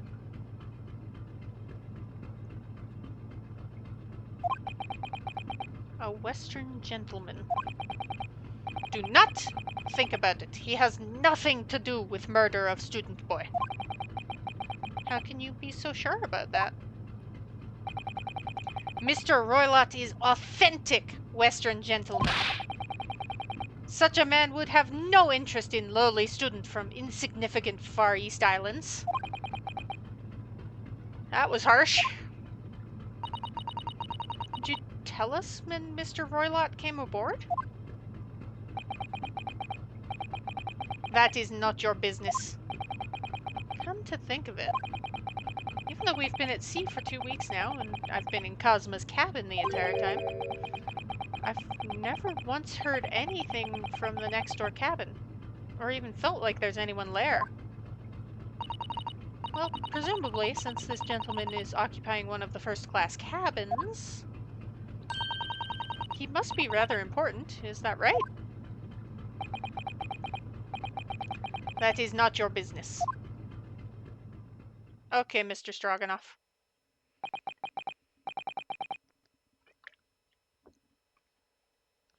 This is enough. I cannot say more now. Oh.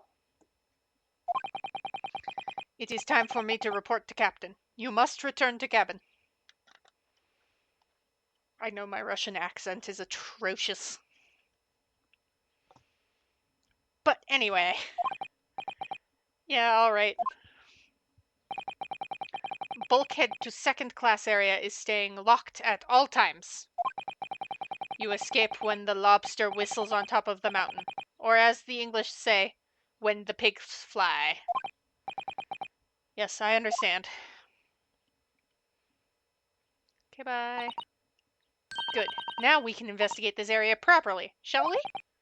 Definitely.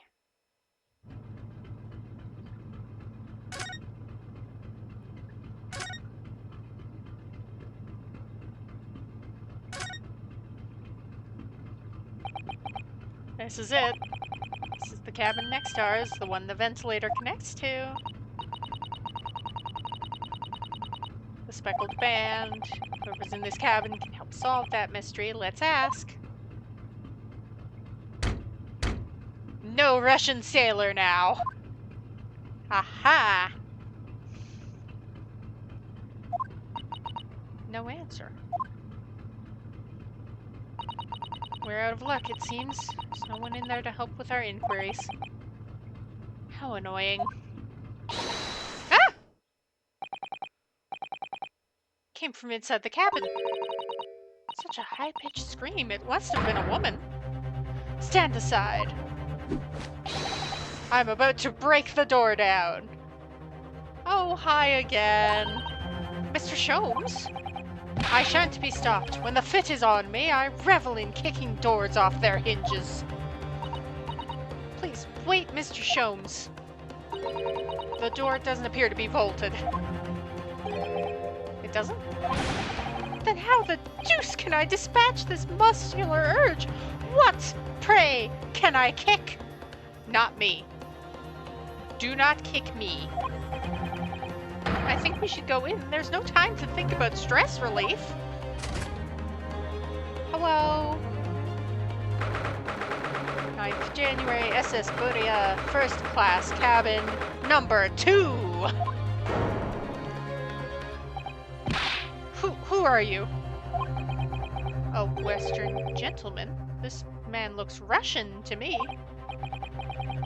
We heard a woman scream. A woman? Don't be absurd. As you can see, there's nobody but me in this cabin. You and your scissors.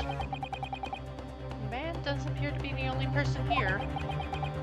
But in that case, who just screamed? Get out, all of you, now! Please, excuse the intrusion, but you're Mr. Grimesby Roylott, I believe? Yes, that's me. And you are? Excuse me, I'm going to... Yeah, okay. I'm the one, the only, the actual Herlock Sholmes. You've heard of me, no doubt. No. I'm a great detective among great detectives who adorns the covers of popular magazines, no less.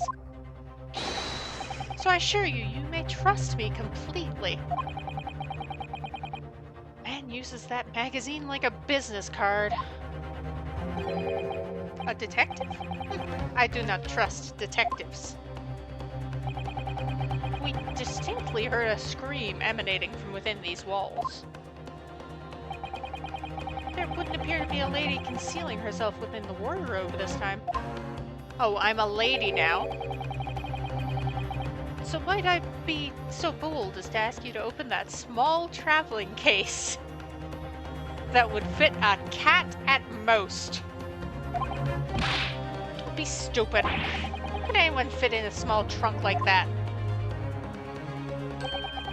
It's quite fashionable these days, is it not? Traveling inside one's trunk. How are you so dumb? Don't look at me. Oh my, did you see that, Mr. Naruhodo? Yes, the trunk wiggled. Case just shook. Okay, the case shook. Leave, now, otherwise I'll call the steward. So, this is Kazuma's neighbor, Mr. Grimesby Roylott. There's no doubt about it. This strange Russian man is hiding something.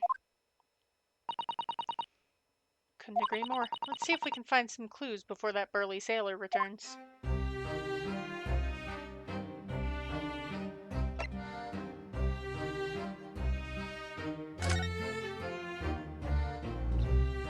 Alright, I'm going to chat with Mr. Roylott here.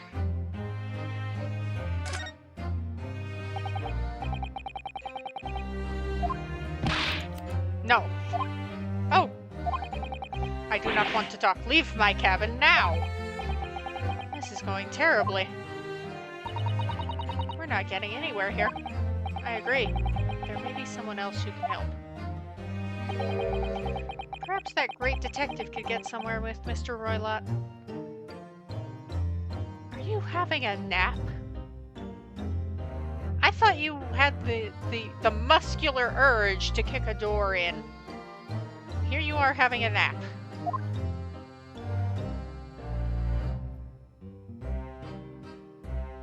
Okay. I feel like examine will just get me threatened with the scissors again. No, seriously, what are you doing, my guy?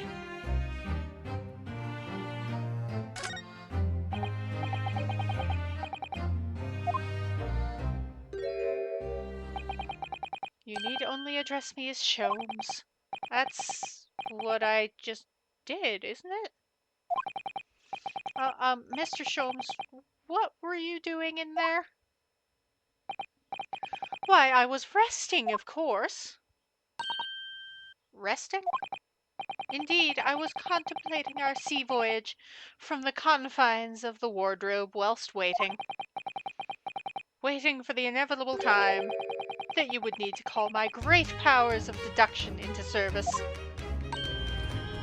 Oh, and it would seem the hour is upon us now. The time has come.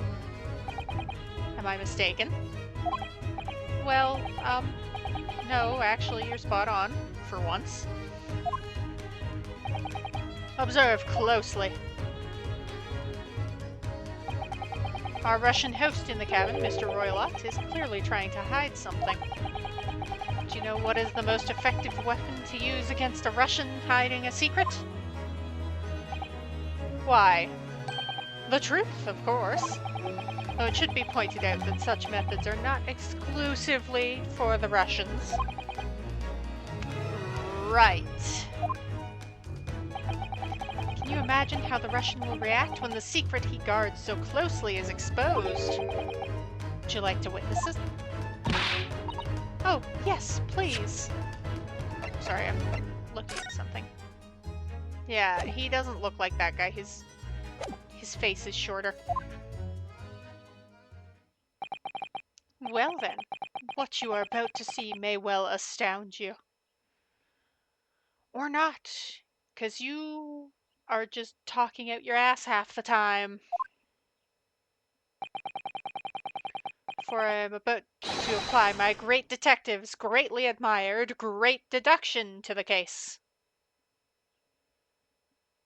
Ooh, exciting.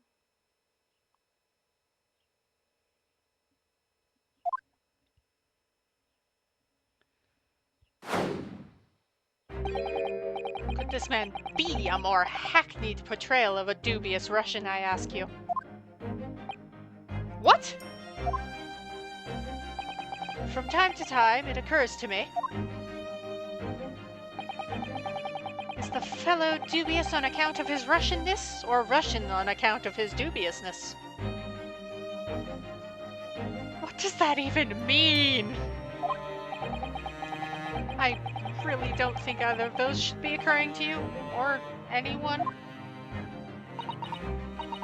That's right, and Mr. Sholmes, I know this man's beard and dark glasses are hard to ignore, especially on first meeting, but once I read, it is a capital mistake to theorize before you have all the evidence. It biases the judgment. Shh, I must have complete silence.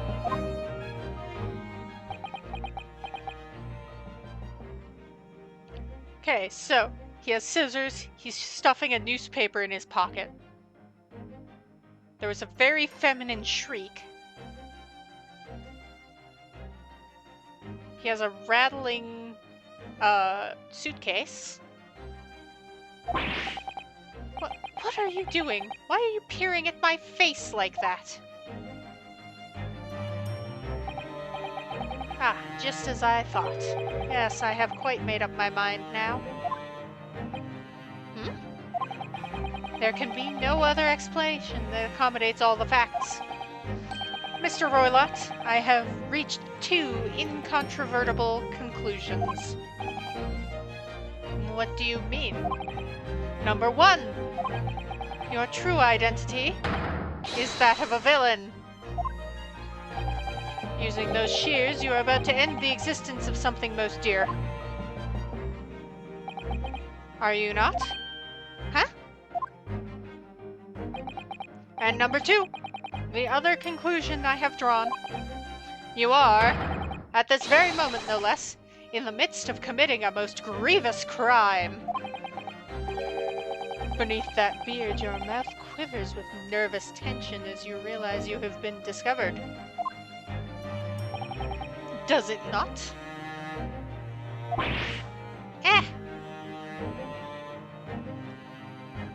Egg.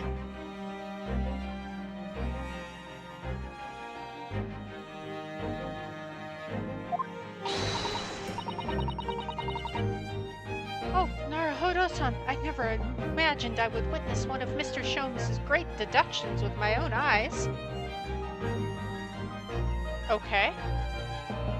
Technically you already have when he called me a Russian revolutionary or whatever. That was a great deduction. Nothing can deceive Mr. Sholmes. Uh-huh. In a single glance, he can deduce all there is to know about a person. I think you're stressing out Roylott. I don't know whether that's a good thing or not. What ineffable twaddle.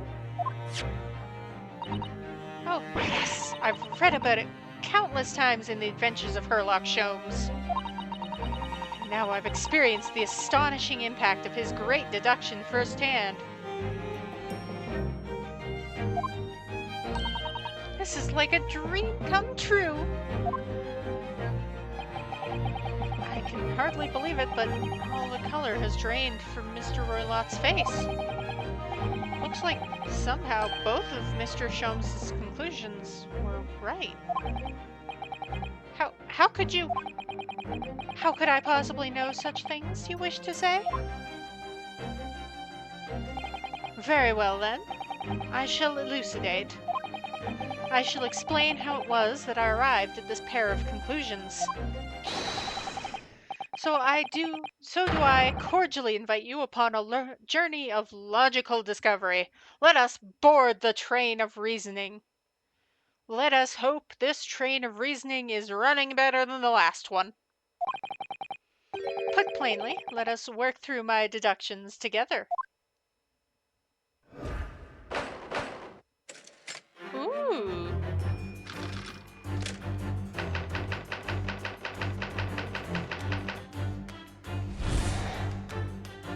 Topic 1, old man's identity. So, a dubious-looking Russian, Mr. Roylott. Obviously what catches the eye in the first place. The beard, the dark glasses, the scissors.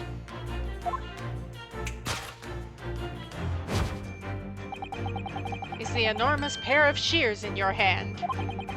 Now we ask ourselves, what could you possibly want with such an implement? The answer, of course, is staring us in the face. You were on the verge of using the shears to cut away the copious beard you sport. Heh? Okay. Obviously. Apparently.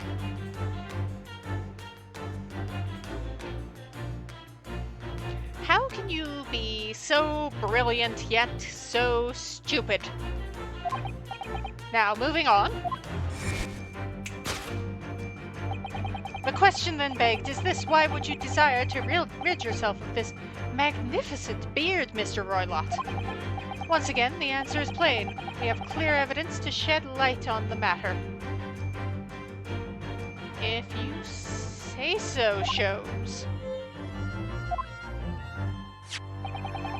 Regard, if you will, this morning's newspaper, in particular the fascinating front page article,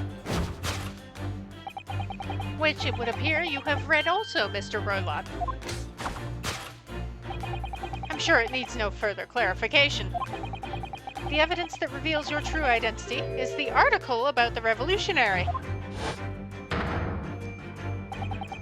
In translation, the headline reads, Revolutionary Villain Bolshevik flees Russia via Shanghai.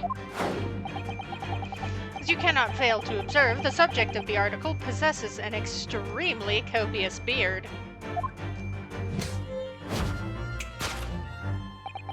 Having noted the article yourself, you decided to remove your incriminating facial hair before it gave you away. In short, your true identity is beyond doubt. You are the fearsome Russian revolutionary himself, Villain Bolshevik. Okay, you just accusing random people of being Bolsheviks, huh? Not that I've heard of you myself, you understand.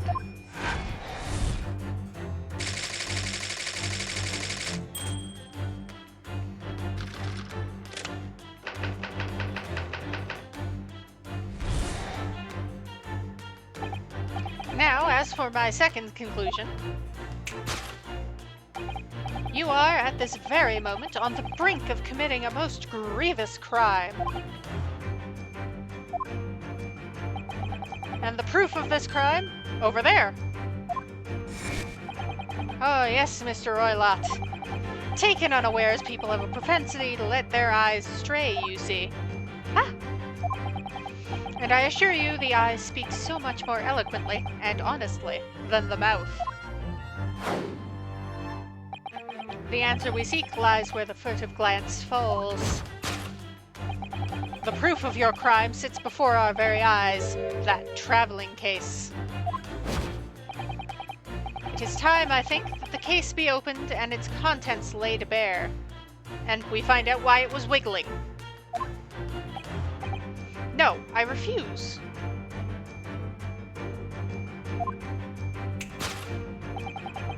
What could you possibly be concealing inside, we ask? By my estimation, a young lady, perhaps? One slight enough to fit therein? I don't think it's a lady. I think it is a creature. Don't be absurd. And what, pray, would be the identity of this young lady in the traveling case? Dear me. We are not well suited to a life of crime, are we? Your careless coup d'oeil. The what?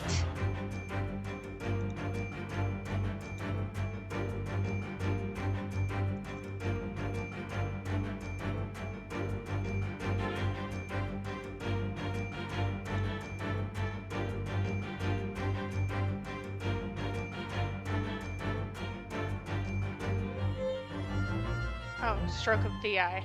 Okay.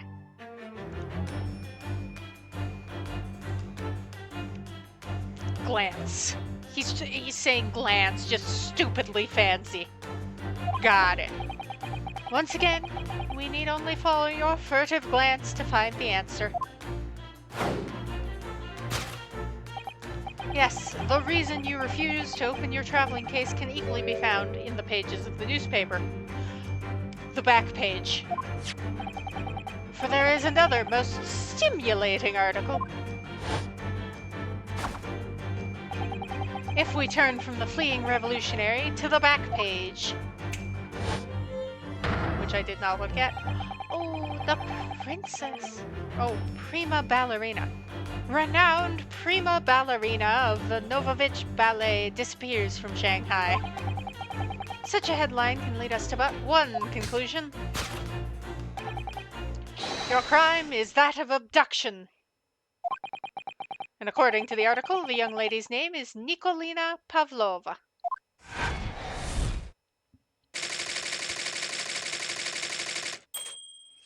Okay. You have conclusions. I'll give you that. Thus concludes Sherlock Sholmes' great deduction of this Russian enigma, Elemensky.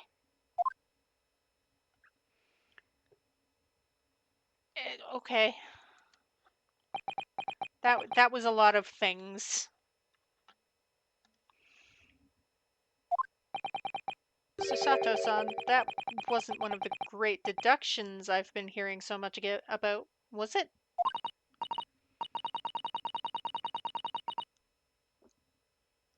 Well, the stories are full of Mr. Sholmes' brilliant deductions, you know? But that did seem a little different somehow.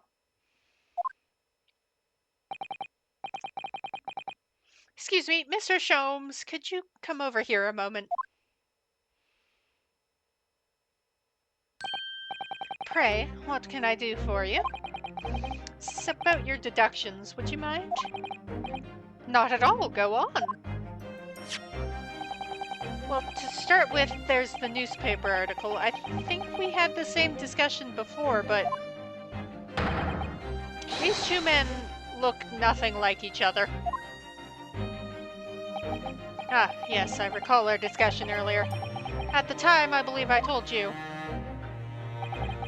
that the man is a revolutionary, well able to revolutionize his own appearance.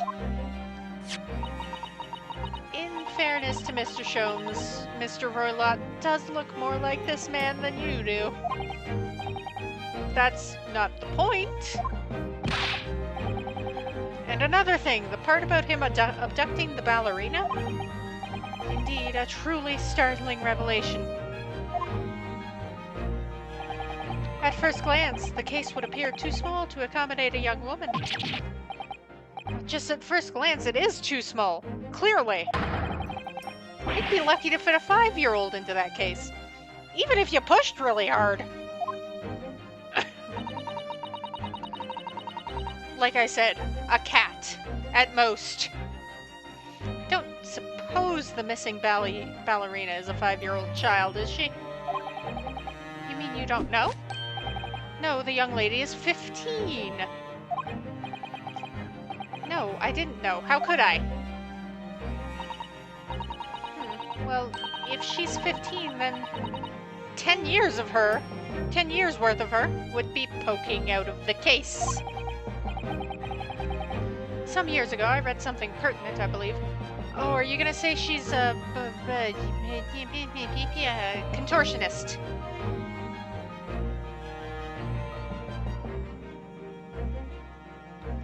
It is possible that she's a contortionist. Unlikely, but possible, because a lot of ballerinas are really flexible. A troop of men consuming vinegar daily in order to promote a certain litheness in their bodies. Vinegar? For such a sour bunch, it would surely be simplicity itself to contort oneself into the confines of that small case. Oh dear, you might be thinking of contortionists at the circus, Mr. Sholmes. And not ballerinas. The whole thing is turning into a circus. Mr. Naruhodo, something's occurred to me about Mr. Sholmes' deductions just now. I think his powers of observation are, well, magical. His eyes cut to the heart of the matter almost instantly.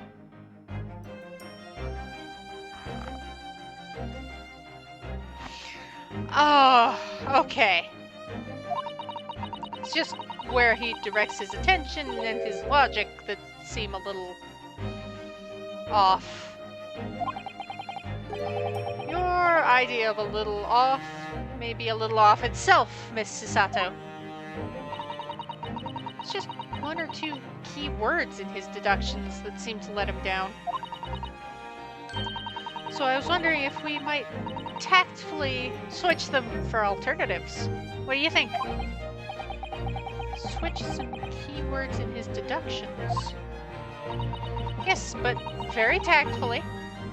Feel sure if we could do that, we'd unlock the true genius of Mr. Sholmes' great deduction. Precisely the thought that was going through my own mind. Sholmes jump scare. This man has a lot of work. Times I wonder how anyone puts up with me. It's not that funny. Ah, and you, my good fellow. Sorry? Take a moment to look at your wrists. My wrists? Have you taken off my handcuffs? Oh! Yes, he did. How did...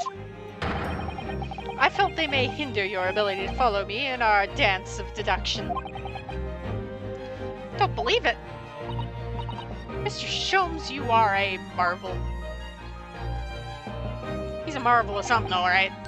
And don't worry, I shall restore your shackles to your wrists when we are finished.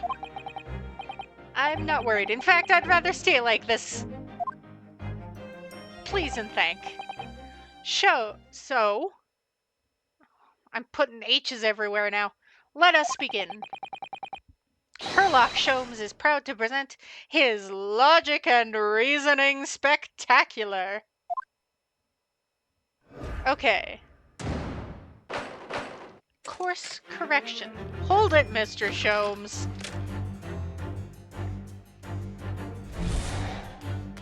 Alright, we're playing keywords. Dubious looking Russian Mr. Roylott, obviously what catches the eye in the first place is the the shears.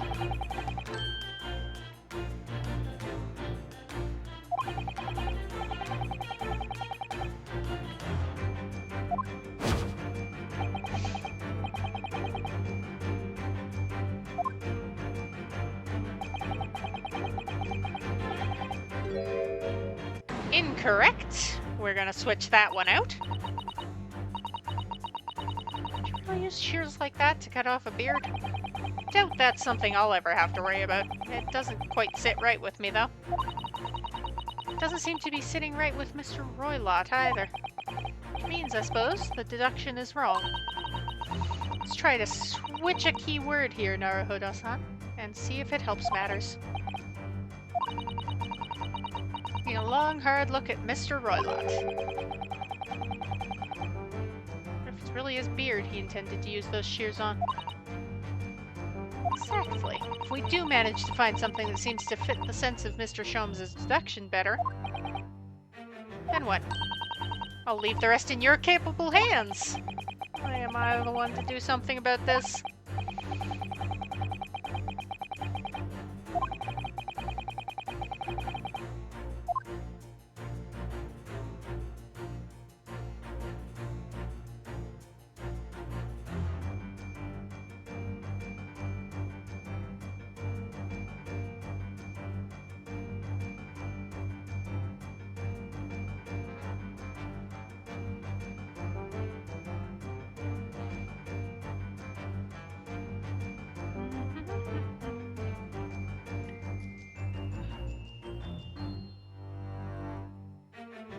Coat buttons, we have a thick hat, and we have his copious beard.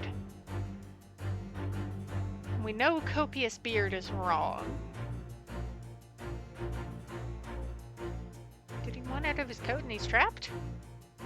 Unlikely. The hat?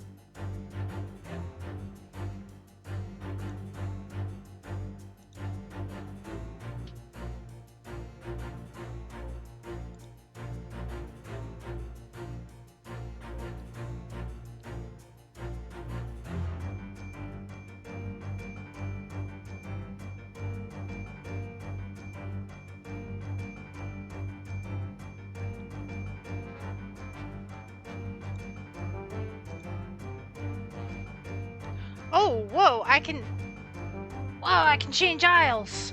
Or angles, not aisles. Brain.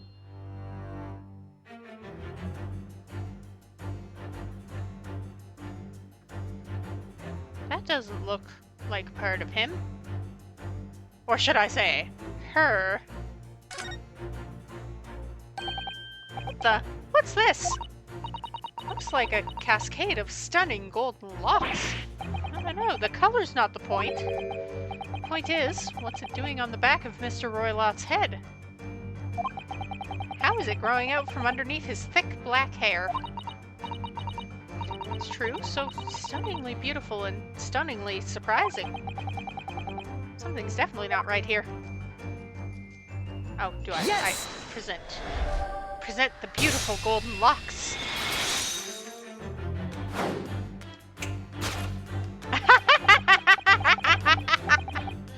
I wasn't ready for Naruhodo to do that. The golden locks you sport. Indeed, you have identified the precise detail I was intending to expose. Beautiful long gold hair. Such lush golden hair certainly does not befit an old man. You're not a man at all, you're a woman, and judging from the length and sheen of your hair... Sorry, excuse me.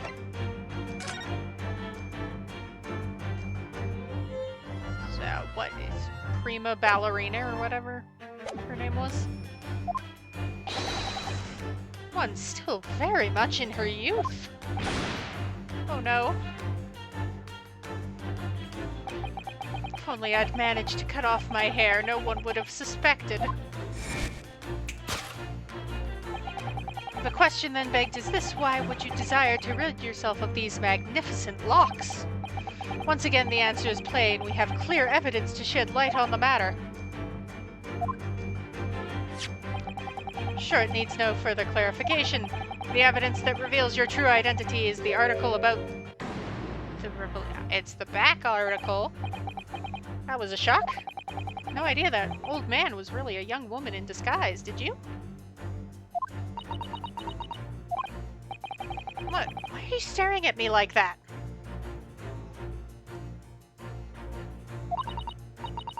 It was a surprise. Naruhodo-san? You're enjoying this, aren't you? Sorry? You look like you're in your element as you dance around the room, deducing the facts with Mr. Sholmes. Just doing what we agreed. I'm not having fun or anything. It's not like this is a game. Say no more. Anyway, let's focus on this next part of Mr. Sholmes' deduction, shall we? The evidence that he's picked out doesn't fit the facts at all now. It's true, given Mr. Roylott is actually a woman. Exactly, he, or rather she, can't possibly be this merciless revolutionary.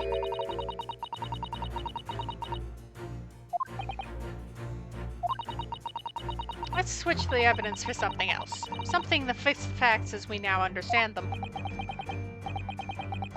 This woman needed to try and hide her true identity. I feel as though I've either read or heard about a young woman in a situation like that recently. I'll do my best.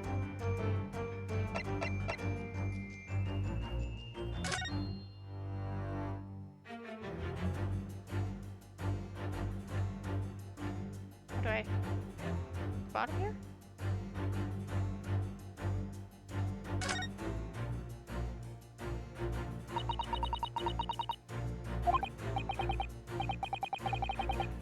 Alright.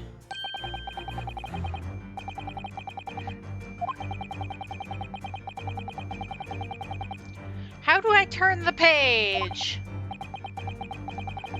That's what I want to know. How do I turn the page?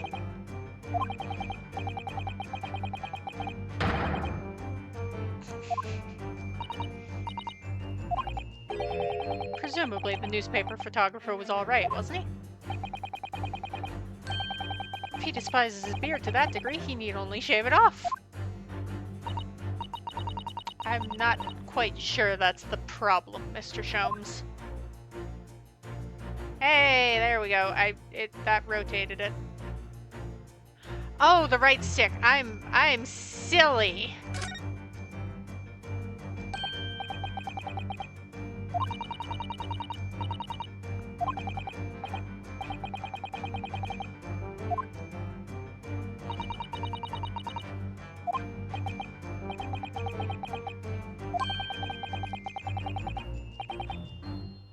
Perhaps it's about a beautiful young Russian princess, do you think?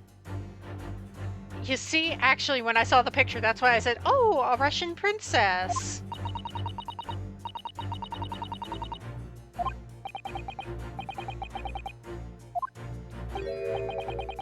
Glad you've noticed this article. Ah!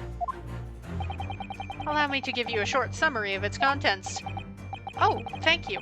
He pops up everywhere, this Mr. Sholmes.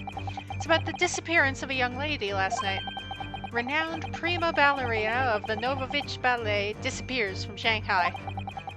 During a performance in Shanghai, the famous dancer was reported missing.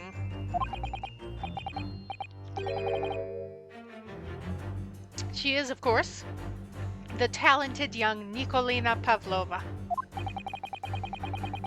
Why are Russian names so hard to remember? It would appear the woman was in costume when she was found to be missing from her dressing room,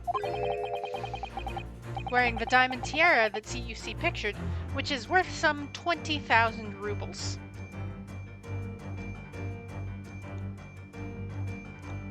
I know this is like set historically, but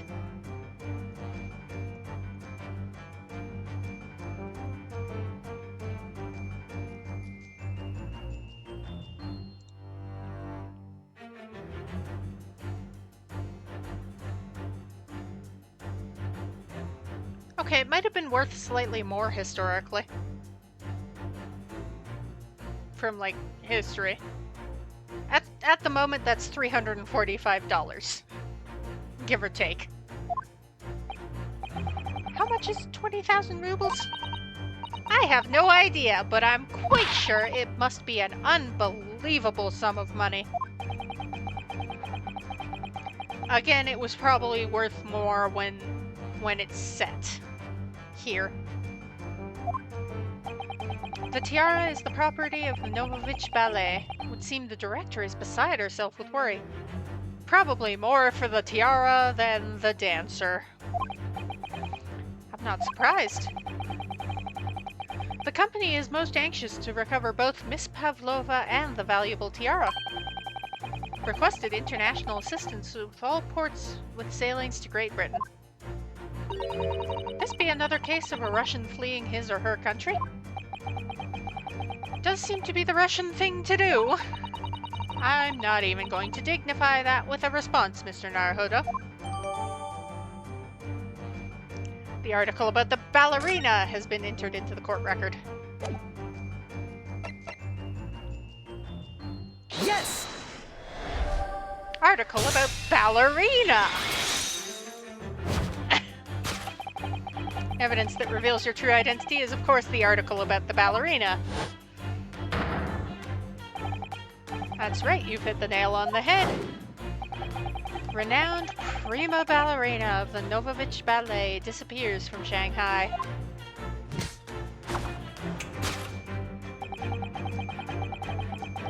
It would appear we are finally able to address you by your true name. Yes, because your true identity is that of the Novovich Ballet's prima ballerina, Miss Nikolina Pavlova. Ah!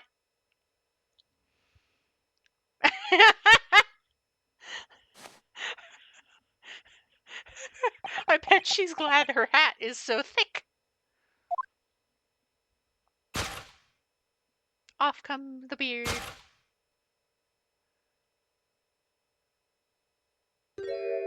Oh, you're very pretty.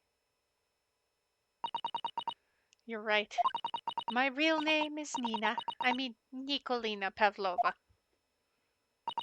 But please, I beg you, don't tell anyone.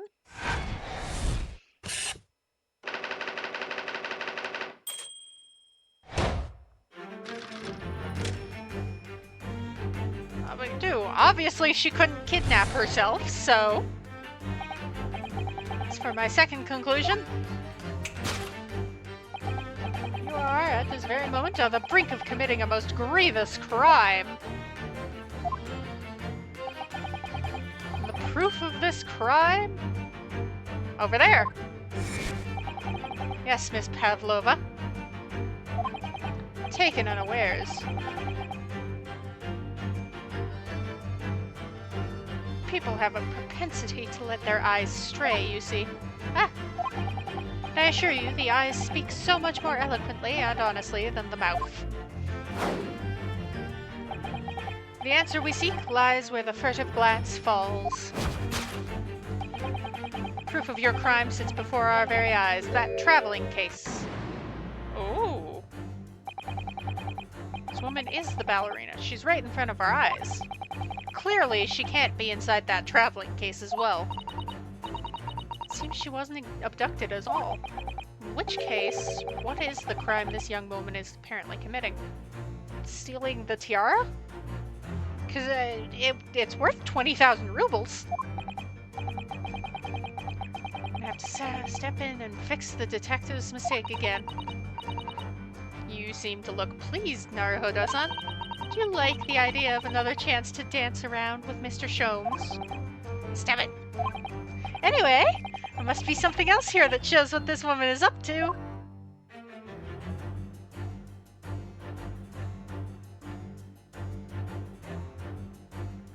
Oh! Hey, look! It's the tiara! Gasp! Right, I gotta present it. Naruto-san, try it on! It's far too beautiful.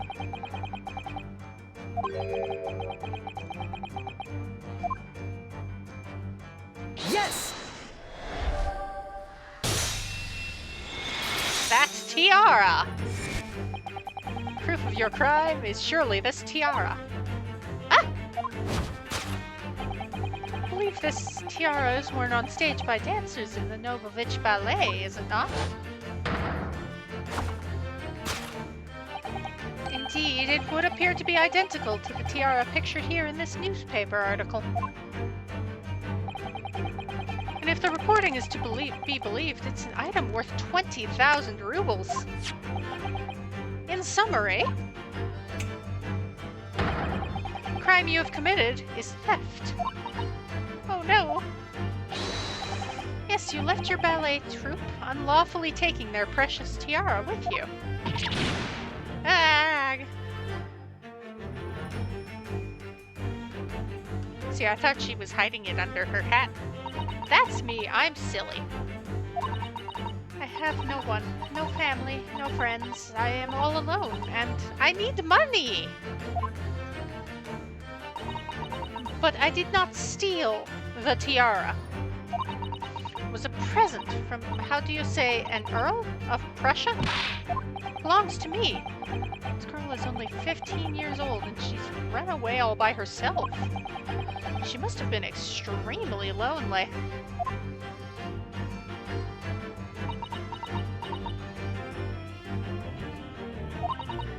Alright, I will tell you everything. There is no point to hiding it now. Come, let us not be hasty. What? There remains one unsolved mystery about you. Mystery? What do you mean? You have staunchly refused to open this traveling case of yours in our presence. It's reasonable to conclude, therefore, there exists some reason why you wish it to remain closed. I say cat! Or some other creature. Pets aren't allowed. She has a pet. Is that not so, Miss Pavlova? My dear girl, there is no sense in playing games with me. Nothing escapes my attention. Indeed, I have a very good idea of the contents of your case before I have ever laid eyes on them. Dear me, we are not well suited to a life of crime, are we? Your careless coup d'oeil betrays you. Once again, we need only follow your furtive glance to find the answer. I say it's a creature.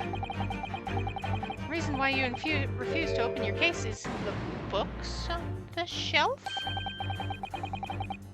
He's completely changed tack with his deduction now. I think Mr. Sholmes is adapting his logic to the changing circumstances, don't you? Maybe, but why has he suddenly brought the bookshelf into all this? Do you think so? Doesn't seem likely the reason this why... Hey. I say she has a pet and she's looking at the rules. That's true, but still, Miss Pavlova certainly did cast her eyes in that direction. I noticed it myself. There has to be another reason why she won't open her case. Must be somewhere in the same area if that's where her gaze was involuntarily drawn. That's the only answer. Whatever she has hidden inside that case should be revealed by following her gaze in the direction of the bookcase. The rules! I forgot. The present button. Don't inspect, present. Don't inspect, present. Brain.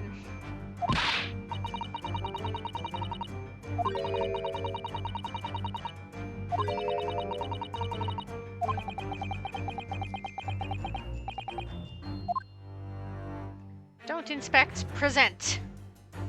Yes! Come on.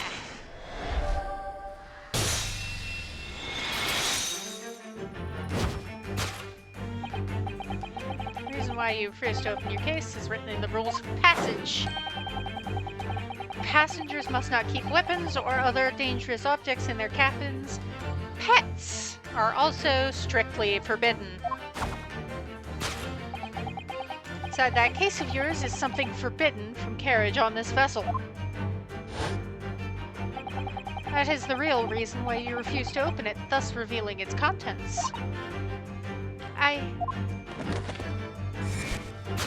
Show us the pet! As we've seen, the trunk wobbles from time to time, but no weapon or other dangerous item would move of its own accord. Which leaves but one possibility, Miss Pavlova. Inside your traveling case...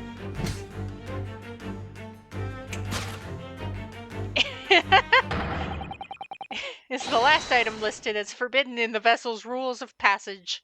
A pet. Ag!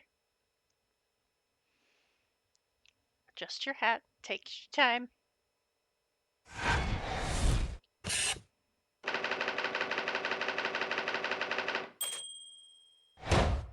Solved.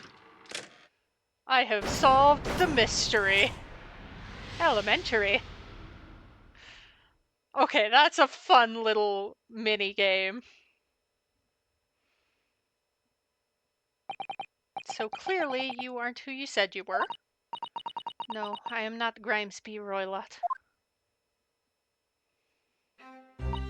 My real name is Nikolina Pavlova. Everything you said was correct. You absconded during one of your ballet company's performances in order to escape your homeland. Later that same night, you stole aboard this vessel. Which couldn't have been easy. The Buria is a huge steamship with a vast crew. Should she really have snuck on board without being noticed? Well, you saw the guy outside was like, "Oh, very respected Western gentleman," and emphasized that. In order to obscure your true identity, you somewhat recklessly took the guise of an old gentleman. And you intended to sever all links with your past by severing your long hair. You could have, tucked it up under, there are people with long hair who wear wigs. I'm sure they have methods. Yet to a woman, hair is no trifling matter. My personal recommendation is to leave well alone. So, if it was just you about to cut off your own hair, who was it that let out the scream we heard from outside the cabin? That veritable tinkling of a bell? Why, none other than this young lady, naturally. More like a full set of pipes, if you ask me. I was so scared when I ran away in Shanghai, I was sure they would come looking for me. That's why I decided to, how do you say, disgust myself?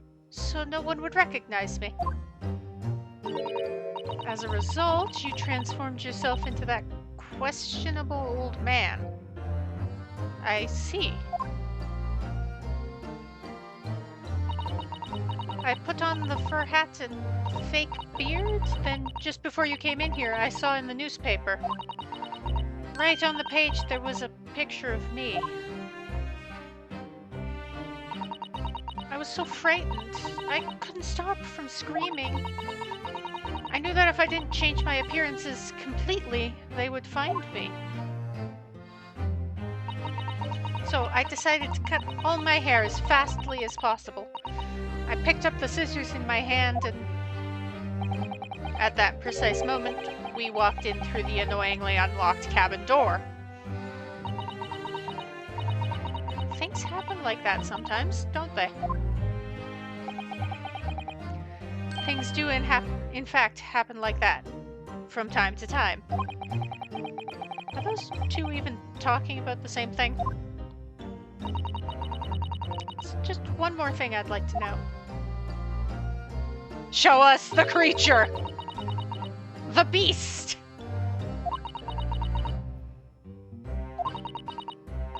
You were right, it is my dear friend inside. My only friend in the whole world. Please, don't tell anyone. If the captain finds out, if you say to any of the crew... Your secret is safe with us, I assure you. But in return, you must tell us, in as much detail as you can muster, about the events of last night.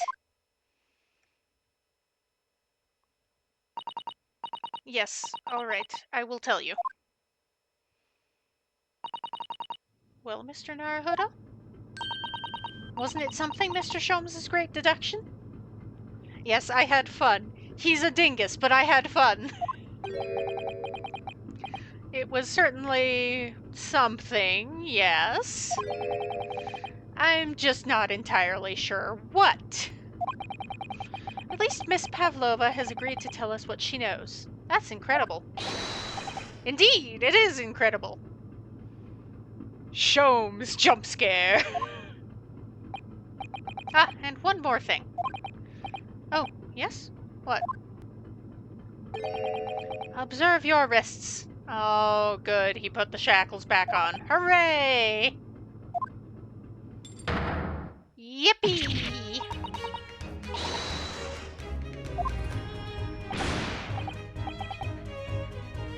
Yippee! Love it. It's my favorite.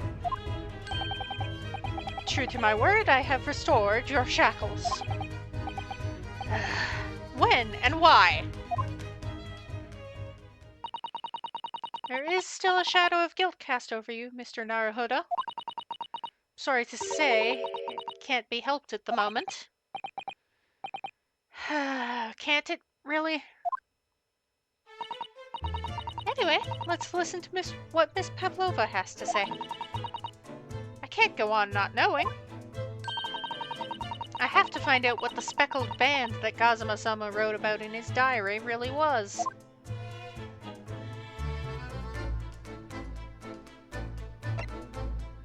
When I'm done talking with Miss Pavlova here, I will be wrapping up the stream.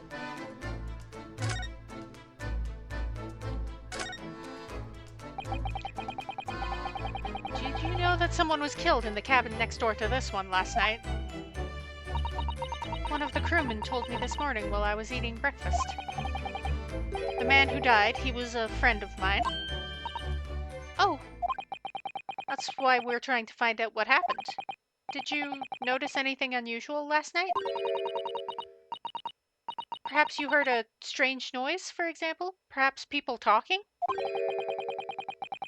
Perhaps the ship was absorbed in a wild tempest. Perhaps its steam engine exploded. No! A whistling, maybe? Perhaps everyone on board would have noticed if that happened. Miss Pavlova, is there anything you can tell us? I don't know. I'm sorry, but all I could think about last night was what I had done and whether they would find me. I didn't notice anything that was happening around me. Oh, I see. Running away. You've run away from your ballet company, haven't you? The Novovich Ballet? Yes. I am traveling to Great Britain, and from there I want to go to America. Ooh, thrilling. I will never dance again. I want to forget everything about the ballet. I will start a new life.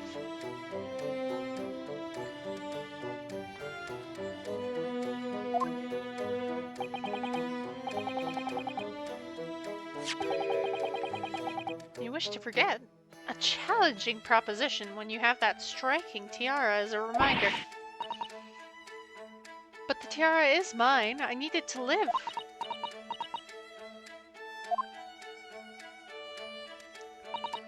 I have no money of my own. The Novovich Ballet gives us only a little food and water. And we must dance all over the world. Oh, rude. I had to run away. I had no chase. If I had stayed, it would have killed me. So you ran away to protect yourself? Yes, and the crew of this ship, they have all been kind to me. They let me come on board, and they said I could hide in this cabin. That is indeed the truth, Miss Pavlova. Creates a most intriguing conundrum. It does. What do you think about it, Mr. Naruhodo? Oh, well, yes, of course. I think we should hear Miss Pavlova's explanation. To what conundrum, I'm not sure, but... Alright, let's hear about this conundrum. Miss Pavlova, allow me to pose you a riddle.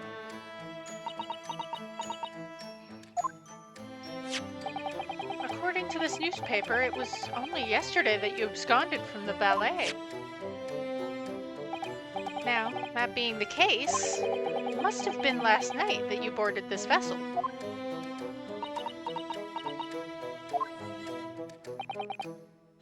However, the SS Buria stopped by no port last night. Of course, that is the conundrum. So how is it, pray, that you come to be aboard?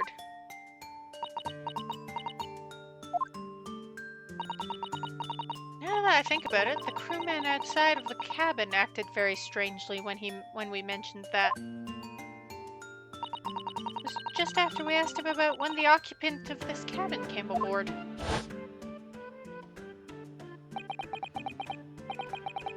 That is not your business.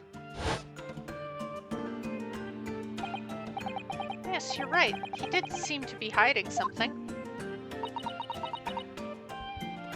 Oh.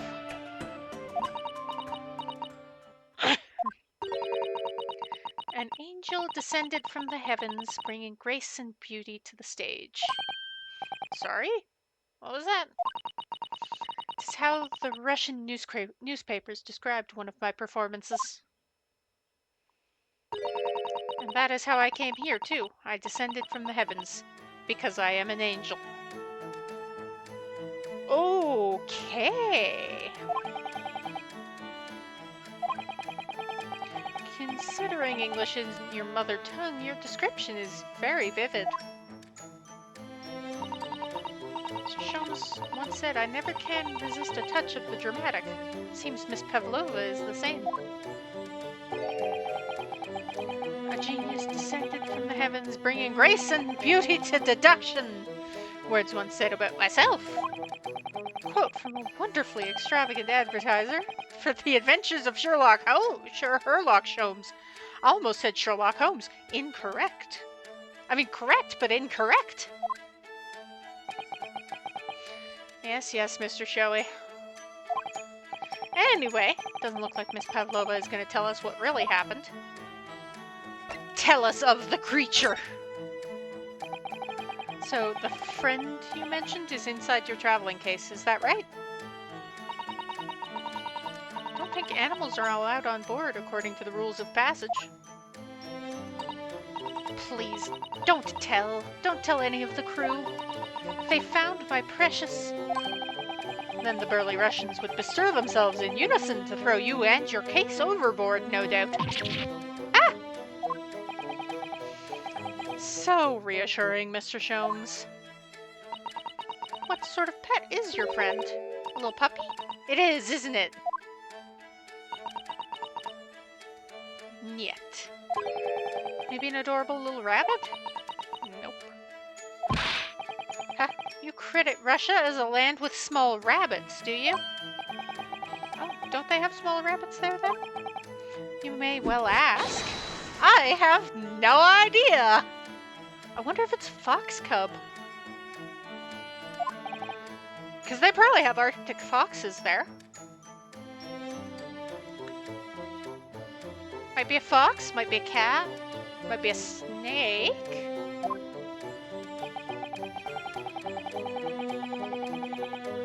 It's a cat. It's a snow leopard cub.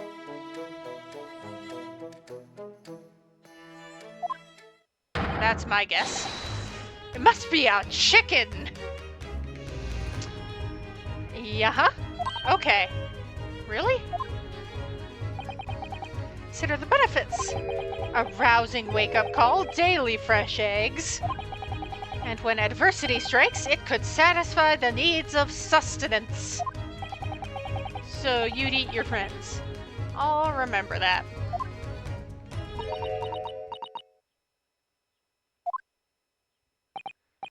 Show us the beast. Would appear this friend's identity is a closely guarded secret not to be revealed. Okay.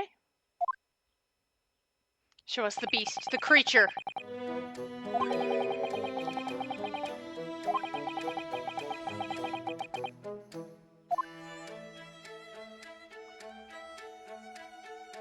Could she shed light on?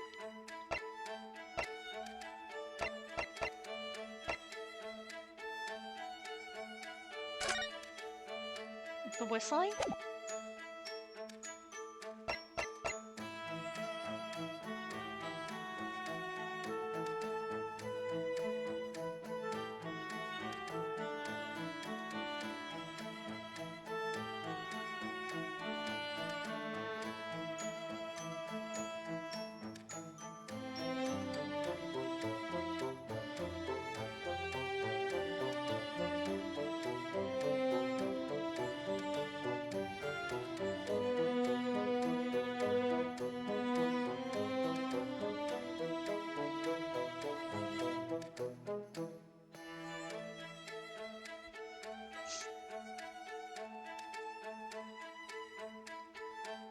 Yeah, probably that.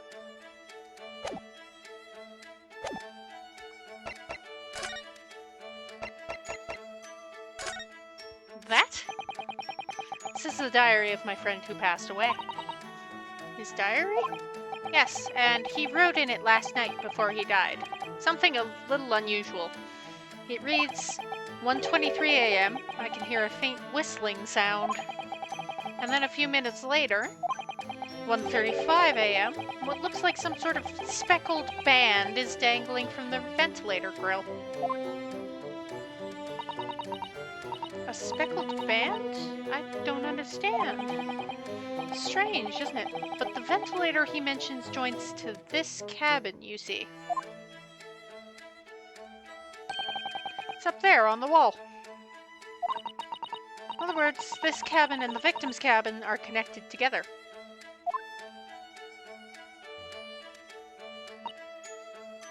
Oh. Miss Pavlova? Has something occurred to you? Does the speckled band the victim mentioned mean something to you? Or the whistling sound, perhaps? No. Oh. I don't know anything.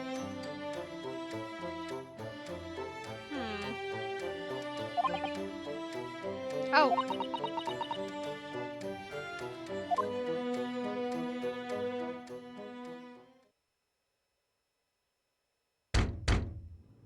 Oh. Excuse me, Mr. Roylott? Yes, what? Wow, she's fast. Captain would like to speak to you. You must come to Captain's quarters at once. Please. All right, I will come now.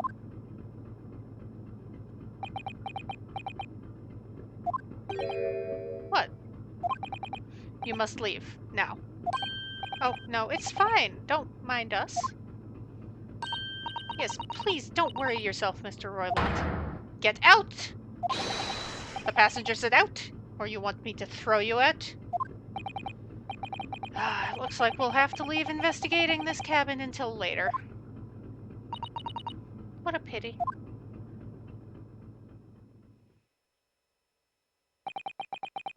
And so we lost our chance.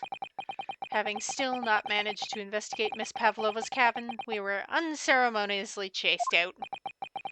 That is to say, we were quite literally picked up and thrown into the passageway outside.